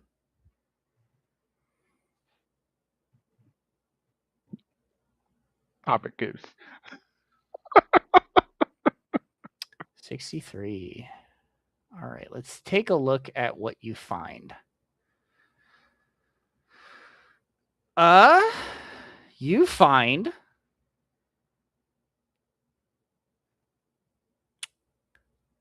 well, the first thing you find is I mean, even with all the platinum, you find another 300 gold. Oh. You find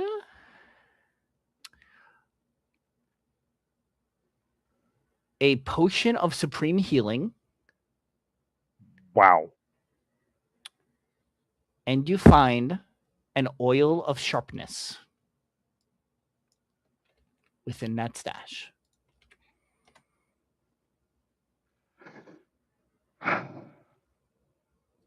Okay.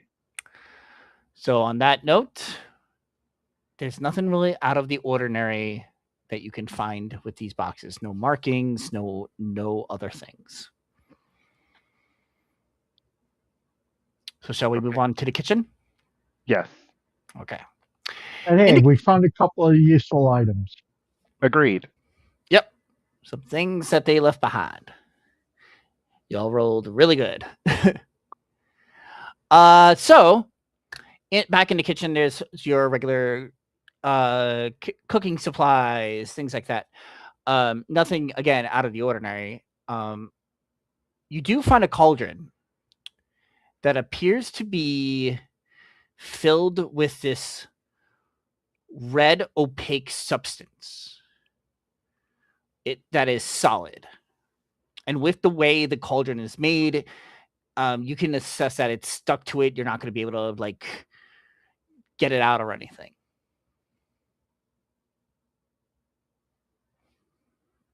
Is there anything resembling edible food here? No, it is all rotten. Damn. Just toss it into the cauldron and see what happened.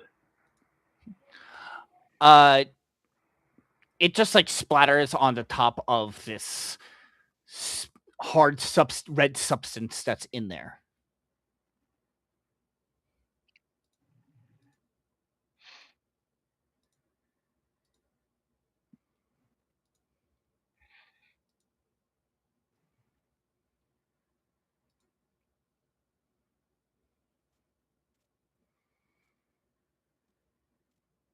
Can I do like an insight or investigation to see if I can just deduce it from that what this substance is?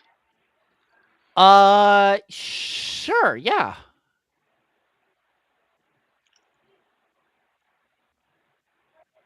My God.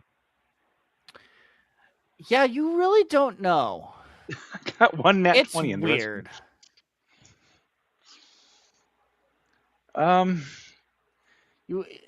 It also doesn't really look edible either. What color did you say it was? It's like a red, and it's very opaque.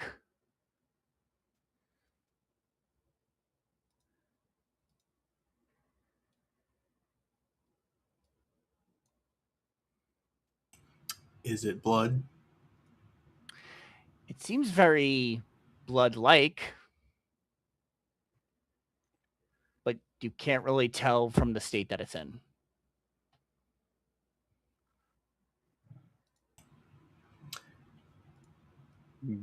If Tate leans in to sniff it, does it smell metallic? Yes. It's blood. It seems like it's blood mixed with some kind of other substance that's causing it to harden like this. Maybe we need to apply heat? It isn't a cauldron after all.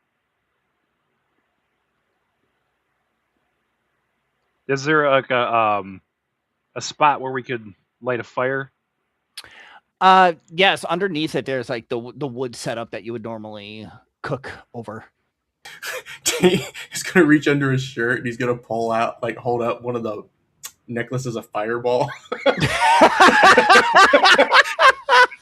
Bad idea. Bad idea. I like where your mind's at, and he's just gonna point to the wood and shoot firebolt into the wood. All right. You shoot the fireball into wood, it catches a flame. After wait a little bit, you see this solid mass begin to liquefy and after a bit, it finishes liquefying and it's boiling.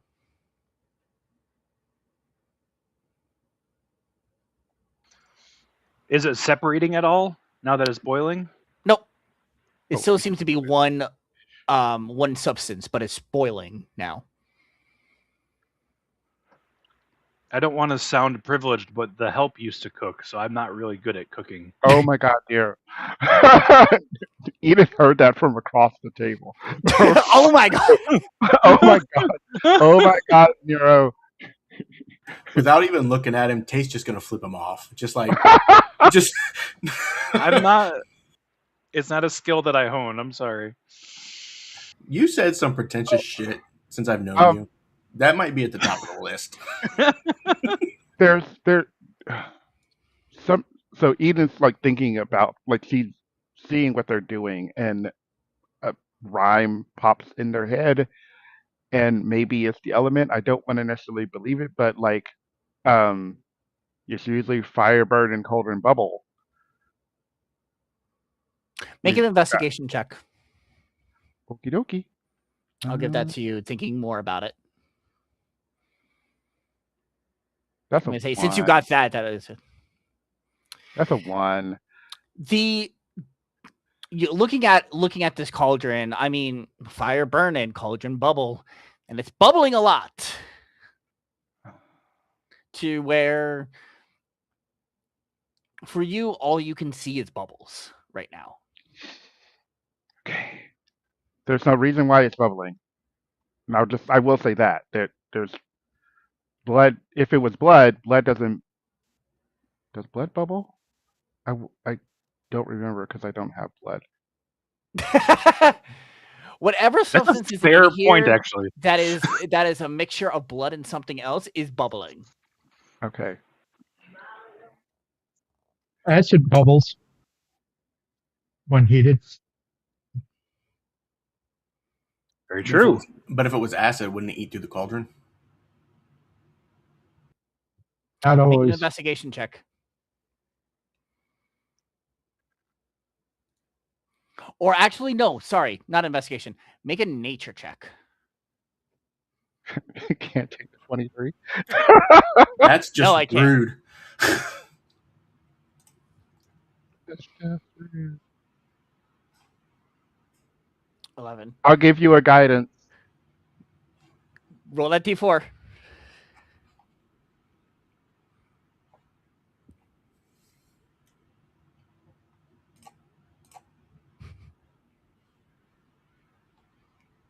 That 13. 13. Ednus is the one that figures it out. If this was acid, the material of the cauldron would be melting. It is not.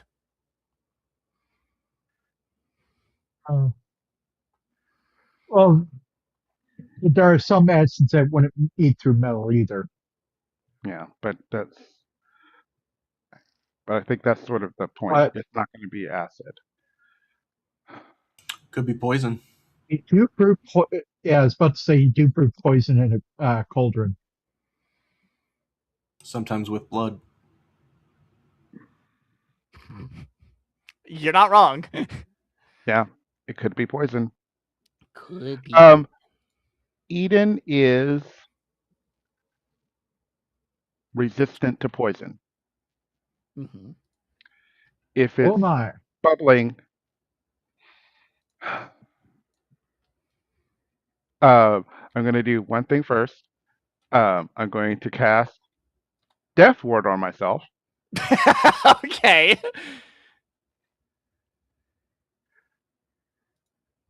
Casting Death Ward. Here we go. Neat. Just because it's a thing.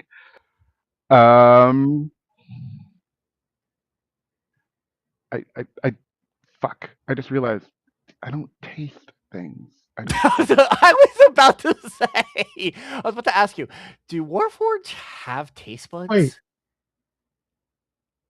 Better yet, I cast detect poison and disease. That is Oh. a great idea. It's not poison. Okay.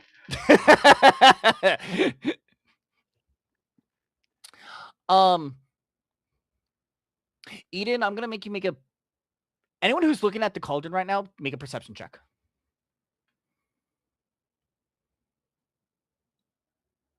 Okay.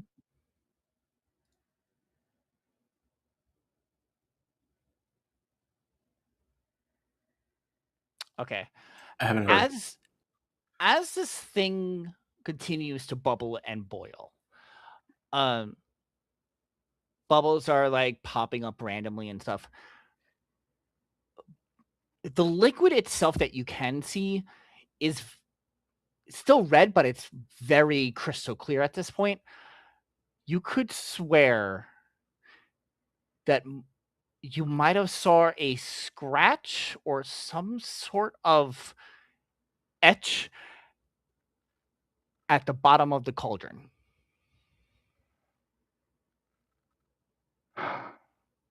Okay.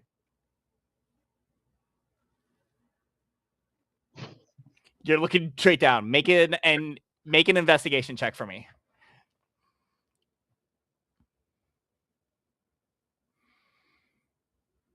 Guidance. I'm gonna guidance myself. I'm gonna say Okay, that before I said anything.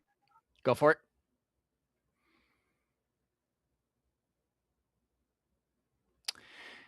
I don't remember what I rolled, but it's 14. You see a few lines on the bottom.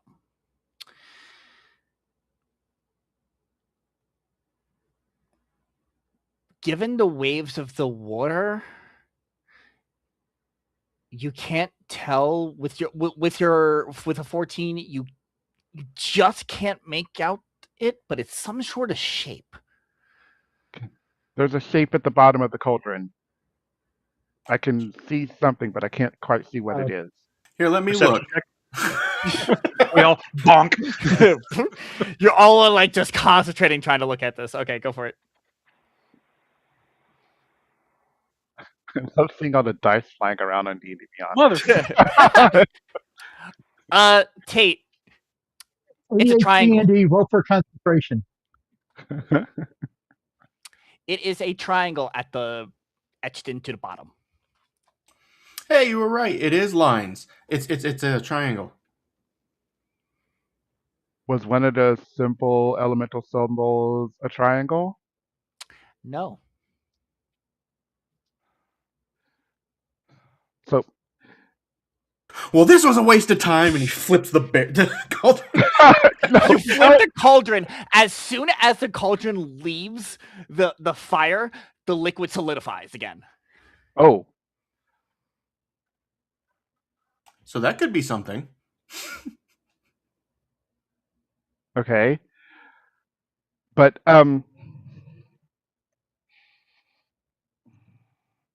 triangle is a symbol of something.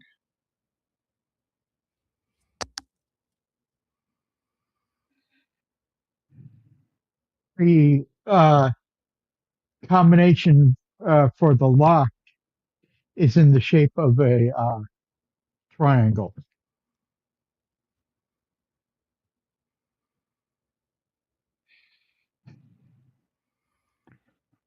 I feel like we're so goddamn close, and it's like, Eden, you are actually very close with what you just said. With it's a symbol for something, you are so close. gosh. Think this is a cauldron. Triangle. Oh, it's not. No, it's not change. No, is it change? I would say I No. can't give you any more clues without giving it away, or at least making it really easy to look up. Well, Potatoes. No. Damn it.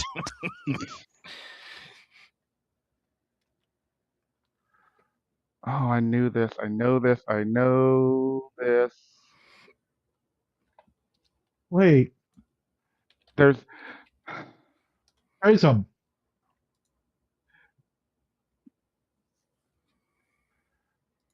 so. It, God damn it.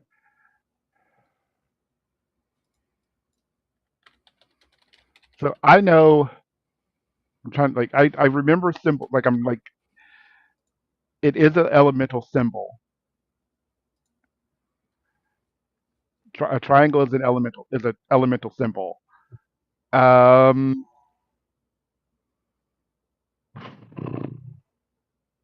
Could be radiant because some prisms are in the form of a triangle, yes. and they're Um, and they fragment light. Here's a thought. What if it's just fire because we needed the fire to see the symbol? I was thinking fire are water, or not water. Water's not a Water's not a damage. damage type. Fire's my guess. Fire is a damage type. That we are an element type, I should say. All right, something else. Oh God.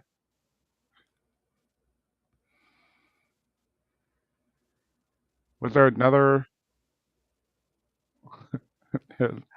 I know it's a Gold is usually triangle. crystal clear. I hope this clue doesn't give it too much away, but I think it'll help you get it closer. How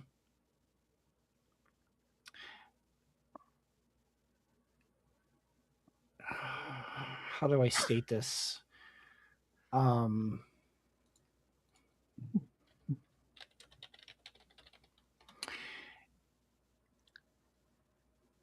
A specific type of artificer would be able to figure this out.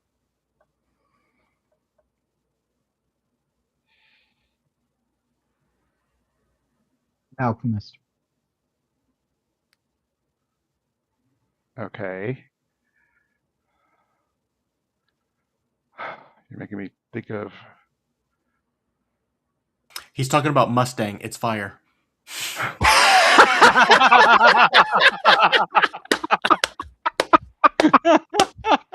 Well, no, but there are alchemical symbols, and one of the symbols is a triangle, like this, and that one means fire.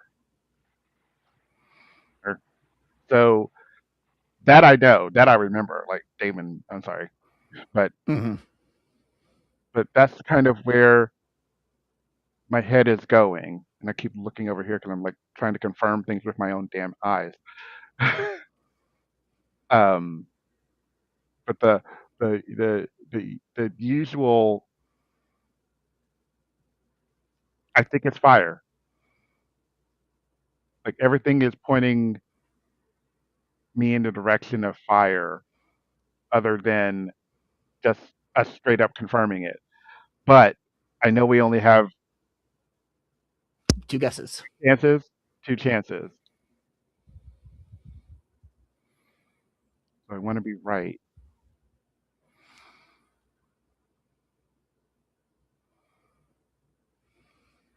Because Trust your instincts. If you think it's fire, let's just go with fire for right now. We still have one more guess.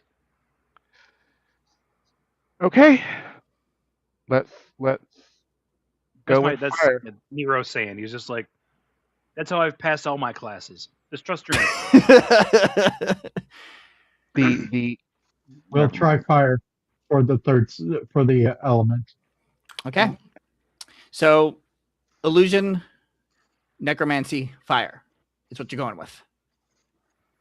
Yep. Yeah. You put those in, and you click the button on the machine, on the thing, Scroll. the scroll. The illusion disappears, and the lock opens. Hey. Trust your instincts. That is the answer. The intended answer is the fact that that is the alchemical symbol for fire, is the right side of triangle. And that you had to burn the liquid in order to boil the liquid in order to see it at the bottom. So yeah, good job. Are you ready to find out what's inside, Edness? Yes.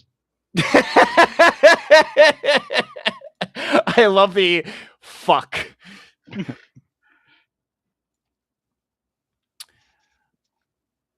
You open it up.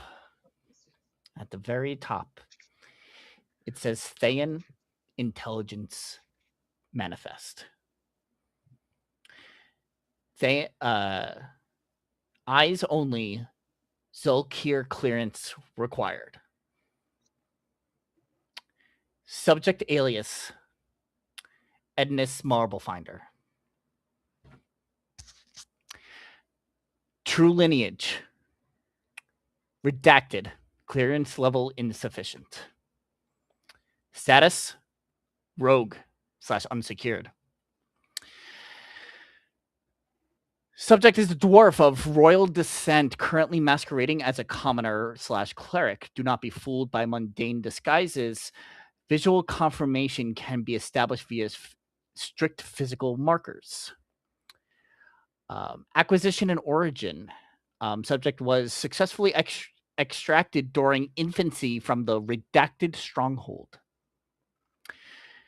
The adoption was orchestrated to sever the subject from their royal heritage. The objective was rigorous Thayan indoctrination, molding the subject into a loyal operative ignorant of their true birthright. Strategic value. The subject is not a person, they are a biological key. Our divinations confirm that the vault containing the axe of dwarvish lords is sealed by ancient unbreakable blood magic. Only the blood of the redacted royal line can part the wards. As the last accessible heir, the subject's physical essence is required to unlock the vault and secure the artifact for the glory of they. Directive. Track the subject. Detain the subject. Return the subject to the compound immediately. Lethal force is authorized if capture proves difficult. The blood wards do not require a beating heart to open. And written in blood red across it, return dead or alive. Even undead will serve our purpose.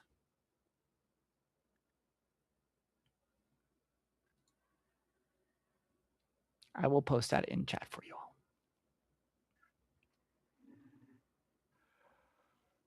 We have to get out of here now. Well, let's go get the other folks, and we will head out. According to this, I'm of noble birth.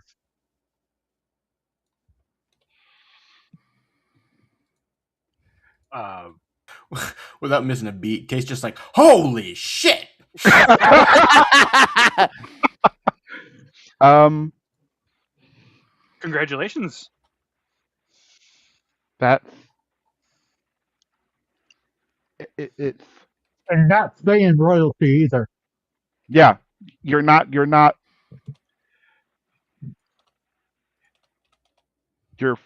You're. Eden is having a really hard time with this. You're not Thayan. You're not of the Thay. While you were raised there, if this is correct,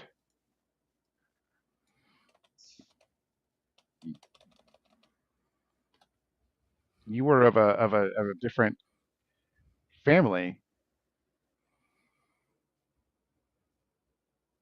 The ancestry that can hold the axe of the dwarf lords. Huh.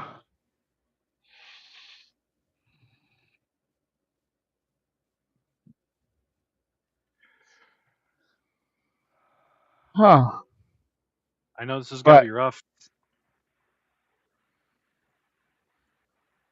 I'm sorry, man.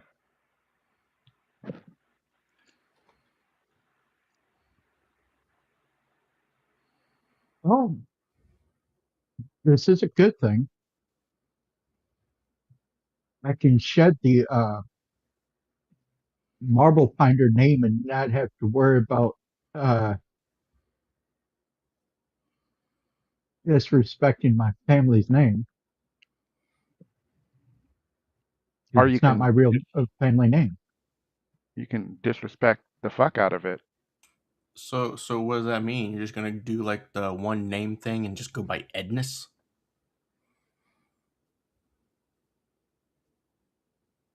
The artist formerly known. I don't even think Edness is my real name either.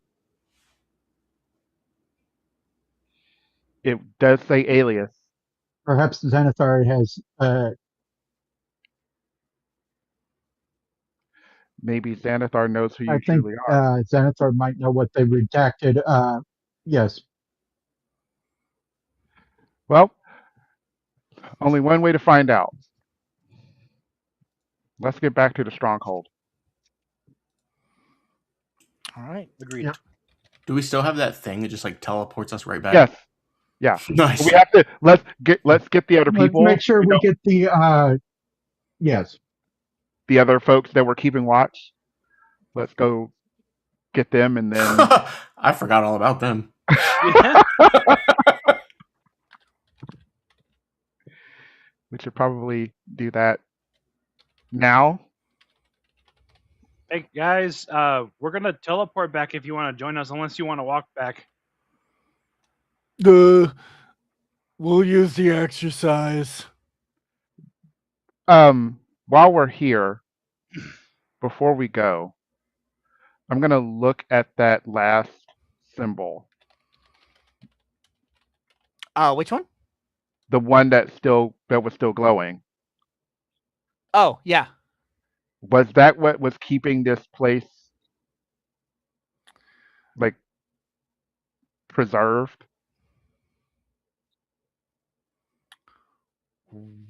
Roll an Arcana check.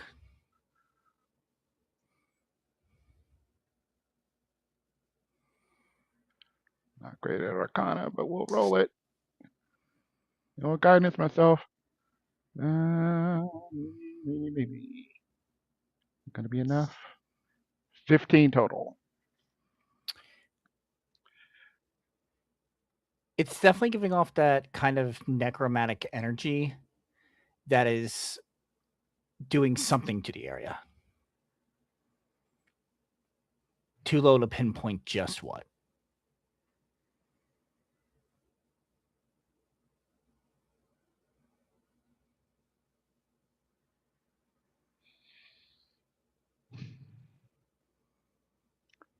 Edness, you said that none of the dead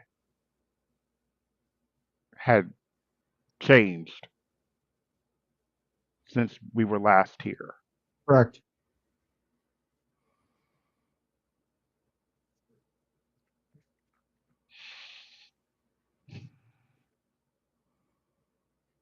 I'm just wondering if that's why.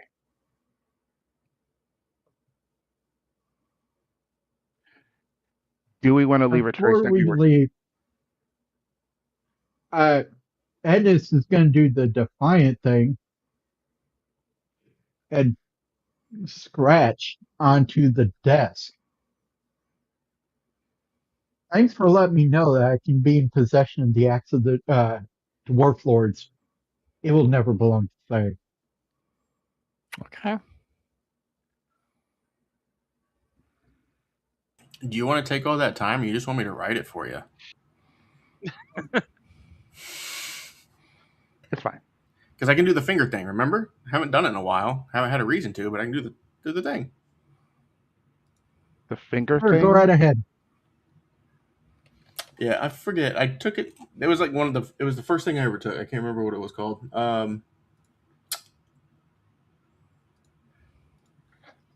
Oh yeah, it was like that illuminated Yeah, tattoo. yeah, I can do like calligraphy with my finger. Yeah. Oh,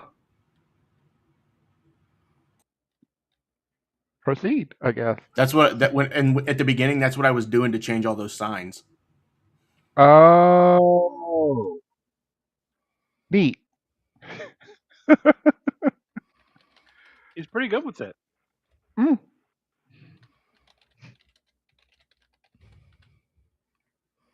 Don't say it. I'm just saying. He's he's good with his fingers. Ah,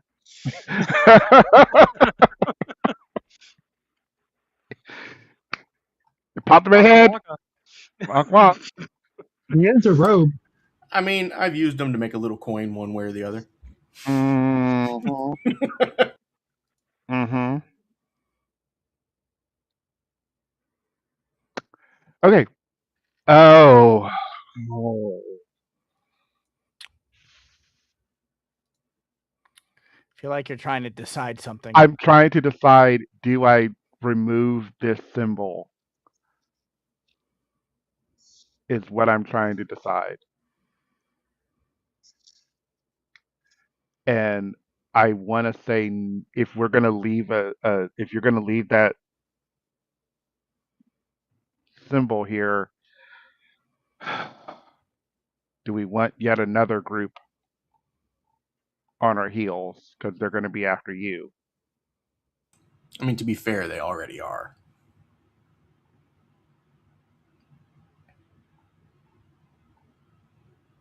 Fuck Okay. this place. Fuck them. Yeah. Okay. They've been Then after me since the day I was born. Here, I got this. And Tate will just walk over and put his hand like on the symbol and just cast Eldritch Blast straight into the tree. Okay. You do that. I have a And you dagger. Wait. Oh. what you see left of that rune basically shut off. It no longer grows.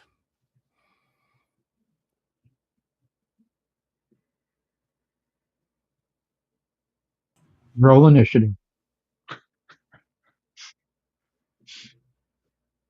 okay. Then let's go. The ground begins to shake below you. Let's go. And Did soon we? you see limbs start to pop out from the ground. Yeah, that's what I was worried about. That's why I didn't necessarily want to do it. As beginning to surround you are 8 zombies, 4 whites. I'm sorry, 4 ghasts and 3 whites ready to attack you. I don't have time for this. And that is where we're going to call it tonight. Fuck! Ah, Because you Save just us, gave me a great Xanathar. in for next session. I'll put it that way. We just jump in the circle. Good luck, guys. Go on.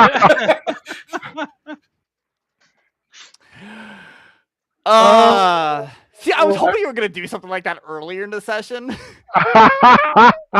oh. So we can I- have that combat as part of it. I was so like sitting there looking at this thing, and I'm like, "There's a reason why this magic is still here, but is it a good thing or a bad thing? Fuck me." It was keeping those creatures at bay. Yeah. And now you just got rid of the last bit of protection this part had, and now they're attacking. Hey. So good thing you'll have Meek and quite possibly Olivier rushing to your aid next session. Come on, guys. There's no way anybody could have known that. Other than that, I would say that was extremely very successful. Yeah. I it's so interesting. Like, and this is what I love about doing like escape rooms and puzzles like this, because I love seeing how you guys are solving and where you go and what tangents you go on. Deciding to like order them by what is it? You wanted to order them by Oh, by quantity. by quantity, by Yeah. outfit. I was like, ooh, that'd be a good idea for next time. Oh, that's that can make this harder. Because the thing is, like, it is such a simple puzzle. It's such a simple cipher that when you think about this, you just overcomplicate it. Yes. Like I said, that's my whole brand, man. Yeah. It's But the, Yeah, but I love it. Also, the other thing is like lighting the fire underneath the cauldron was the right idea. The other option was to light the top of it, which you won't be able to see anything because there's fire there. And then when you blow out the fire, you have a split second to identify the symbol before it solidifies. So that was another solution to that. But there was just so much fire going on. It's like in your face. So simple. I was sitting here like the first thing that popped in my head was fire burning colder bubble, like the element's fire. And my head went that And you route. got And I it was like, right there. It was like, wait, and- that's too but I easy. didn't- yeah, I didn't roll it. I didn't. My intelligence wasn't too on there, so Yeah. that's okay. But it worked out. I think that worked out really well, really, really well. So yeah. And then Ednus finds out that they're actually from dwarven royalty whose blood, dead or alive, can open up the runes to access the Axe of Dwarven Lords, a really powerful weapon. Now it's just a question of what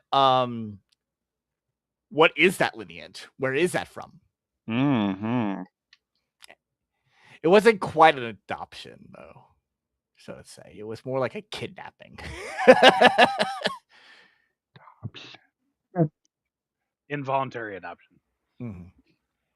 But By the way, yeah, that part of my character's background was all Riku with my blessing. Yay! again, this is what happens when you give me control. Wow. You either become royalty or you're formerly part of the enemy's army.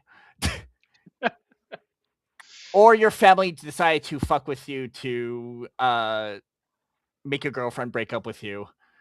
I wonder what Fuck you. Eden and Tate's actual background is. Well, Eden knows some of it. Eden already found out a little bit, but there's more to it. Yeah. You found out about you. You haven't found out much about the salvagers. Nope. But with that said, thank you all for joining us tonight. This was, again, a very puzzle heavy, not much action. But I'm glad to give us a little bit something different of pace, something that I know I definitely enjoy with D&D games that don't really get to shine a lot, especially on streams, because people are looking for the action, looking for the maps. I'm glad to hopefully give something different, especially with trying to return to a normal schedule. So I am really, really hoping, and I am going to push and keep myself healthy and do what I can to make sure that we're back on our every other week schedule. So hopefully in a couple weeks we will be back. So I'm gonna say we will be back in a couple weeks to continue these stories. And I hope you enjoyed today's little side trip into Ednis's background. Before we go, let's just do quick reintroductions. Who you are, who you played tonight, where else can we find you, and what is your thoughts now knowing a bit more about Ednis's background? Mm. A background that even they didn't know. So we'll go in reverse order, starting with Damon. Hello, everyone. I'm Damon. I played Eden, your Warforged Twilight Domain cleric. Neat. You can find me as DMA Gamer 79 on Blue Sky or TikTok. If you want to just check me out, I do a lot of random shit. And for right now, this is where I'm at. One game is kind of my other game has kind of been on a indefinite hiatus, so you won't see me there. But that being said, I think Eden is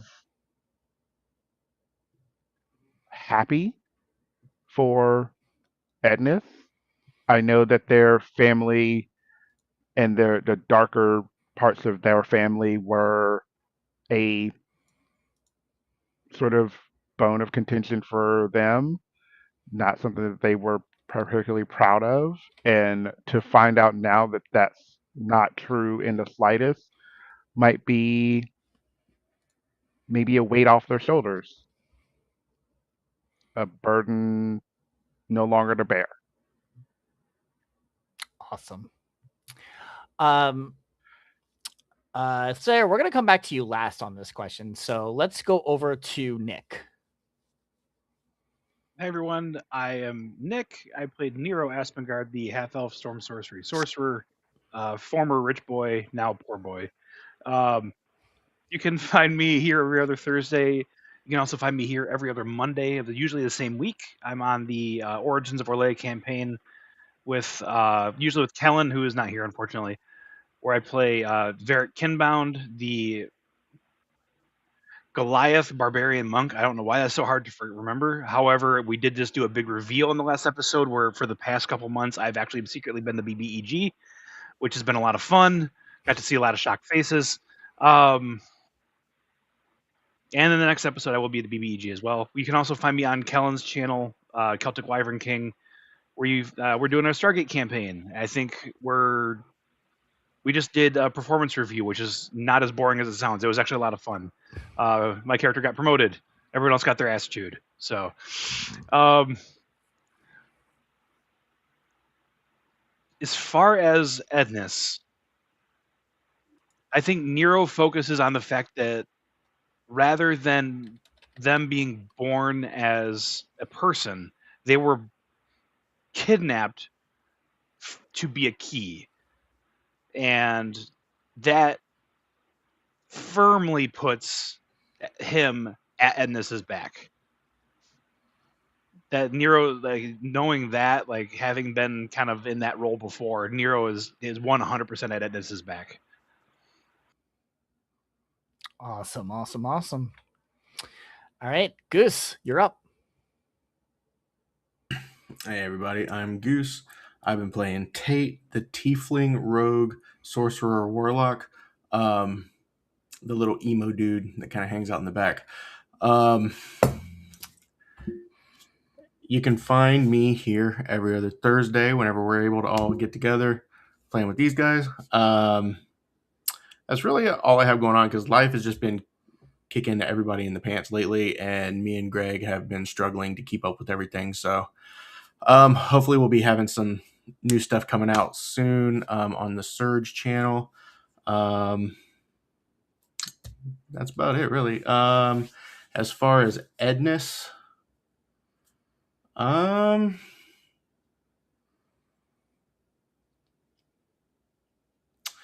Tate is just going to kind of like follow Nero's lead on that one, just because he knows what it's like to have like a shitty family and like be excommunicated from it, and then knowing that you don't really have a family and you were just kind of like passed around, like not really a big fan. So he's in there. Awesome, awesome, awesome, awesome. And of course, the star of tonight's little story, Slayer. Go ahead.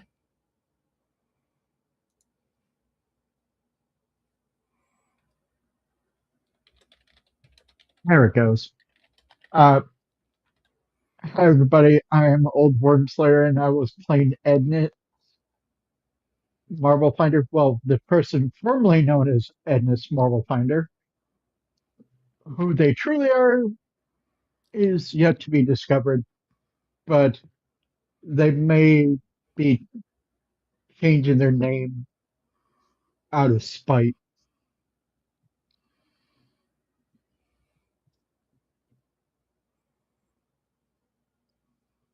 Uh, you can find me here every other Thursday for Reign of Vecna with uh, these goofballs, and every other Monday with uh, uh, Kel, and when he's able to come back, uh, Riku for uh, Wind, Winds of Aria. As to finding out the truth about my character, well,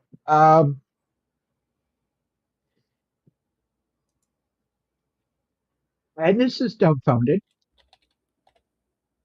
angry, but also relieved because of the fact they knew, like all along, that something just didn't click with the family. Like they always felt like they didn't belong, and now they know why. And she will start to embrace who she truly is because she no longer has to hide her identity of being somebody that's associated with a family of evil individuals because that's not her blood. And knowing that she's a able to have the axe of the dwarven uh, lords in her possession, she intends to uh, ret- uh, find a way to retrieve it and use it against Vecna and his forces. Awesome. I really can't wait to see how this unfolds in the future. Um, I already have plans going on in my head of where I'm going to take this, especially with certain new information and modules coming out about certain Thayans in D&D. But anyway, besides that, as for me, I'm Riku. I am your DM / mind of Vecna. You can find me on social media as Pupriku or Puppy Riku. Right now, you can find me here for Reign of Vecna every other week. At this time, I am taking a hiatus from the rest of my projects, just as I continue to get myself back on track with things. I will be slowly moving myself back into games as I find myself able to. So be on the lookout for me more over time. But for now, you can catch me here every other week for Reign of Vecna. And like I said, I am excited to expand on Ednis's story and where this is going to go from here. And same goes with everybody here. I'm really excited to really play with a lot of your stuff. And so on that, we'll see what in a couple weeks hold for you all with the zombies, whites, gas that are appearing. See who comes to your rescue and see what unfolds with that. Because this is going to lead in perfectly good segue into our next little personal story of y'all's. As always, don't forget to check us out on Discord, where you can talk with members of the cast, join our wonderful, wonderful community, and even possibly come up here on one of these shows at some point, or even run one yourselves. Don't forget to check our Patreon, where you can catch some exclusive homebrew and some of the things we use in some of these games, including the Session 0 for Reign of Vecna, the only place you can go and see that.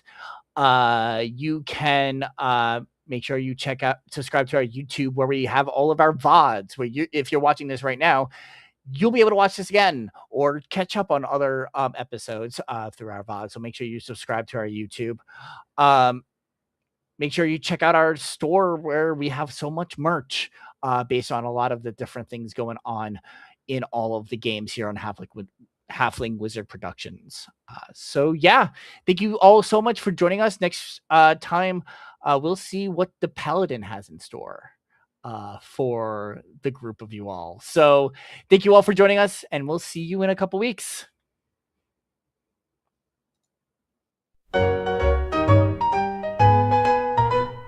Tiny robes he's wearing so fine, in the tavern sipping on wine, knows the secrets of the old halfling wizard never told. Mystic wand and a pointed hat, talks to people about this and that, sneaky tricks and a wink in his eye. Halfling wizard makes the hours fly. Oh, halfling wizard in the night, casting spells to the moonlight. He can talk and he can know, in his world the magic grows. Down the road in evening light, he'll engage you, that's his delight. Readers of the stars he seeks, in a crowd he's sure to speak.